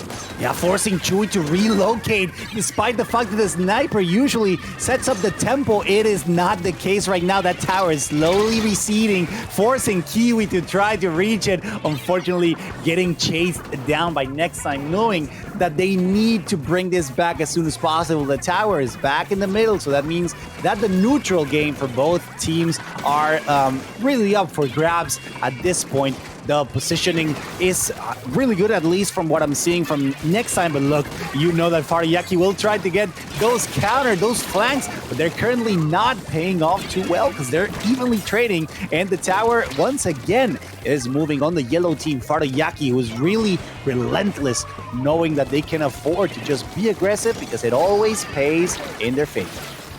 Things I'm seeing them do is every time they have tower and they have position, they paint their hearts out really quick because that forces the enemy team to have to paint in order to get in. That reveals their positions, that reveals their tactics, and they always make sure that there's something going for them.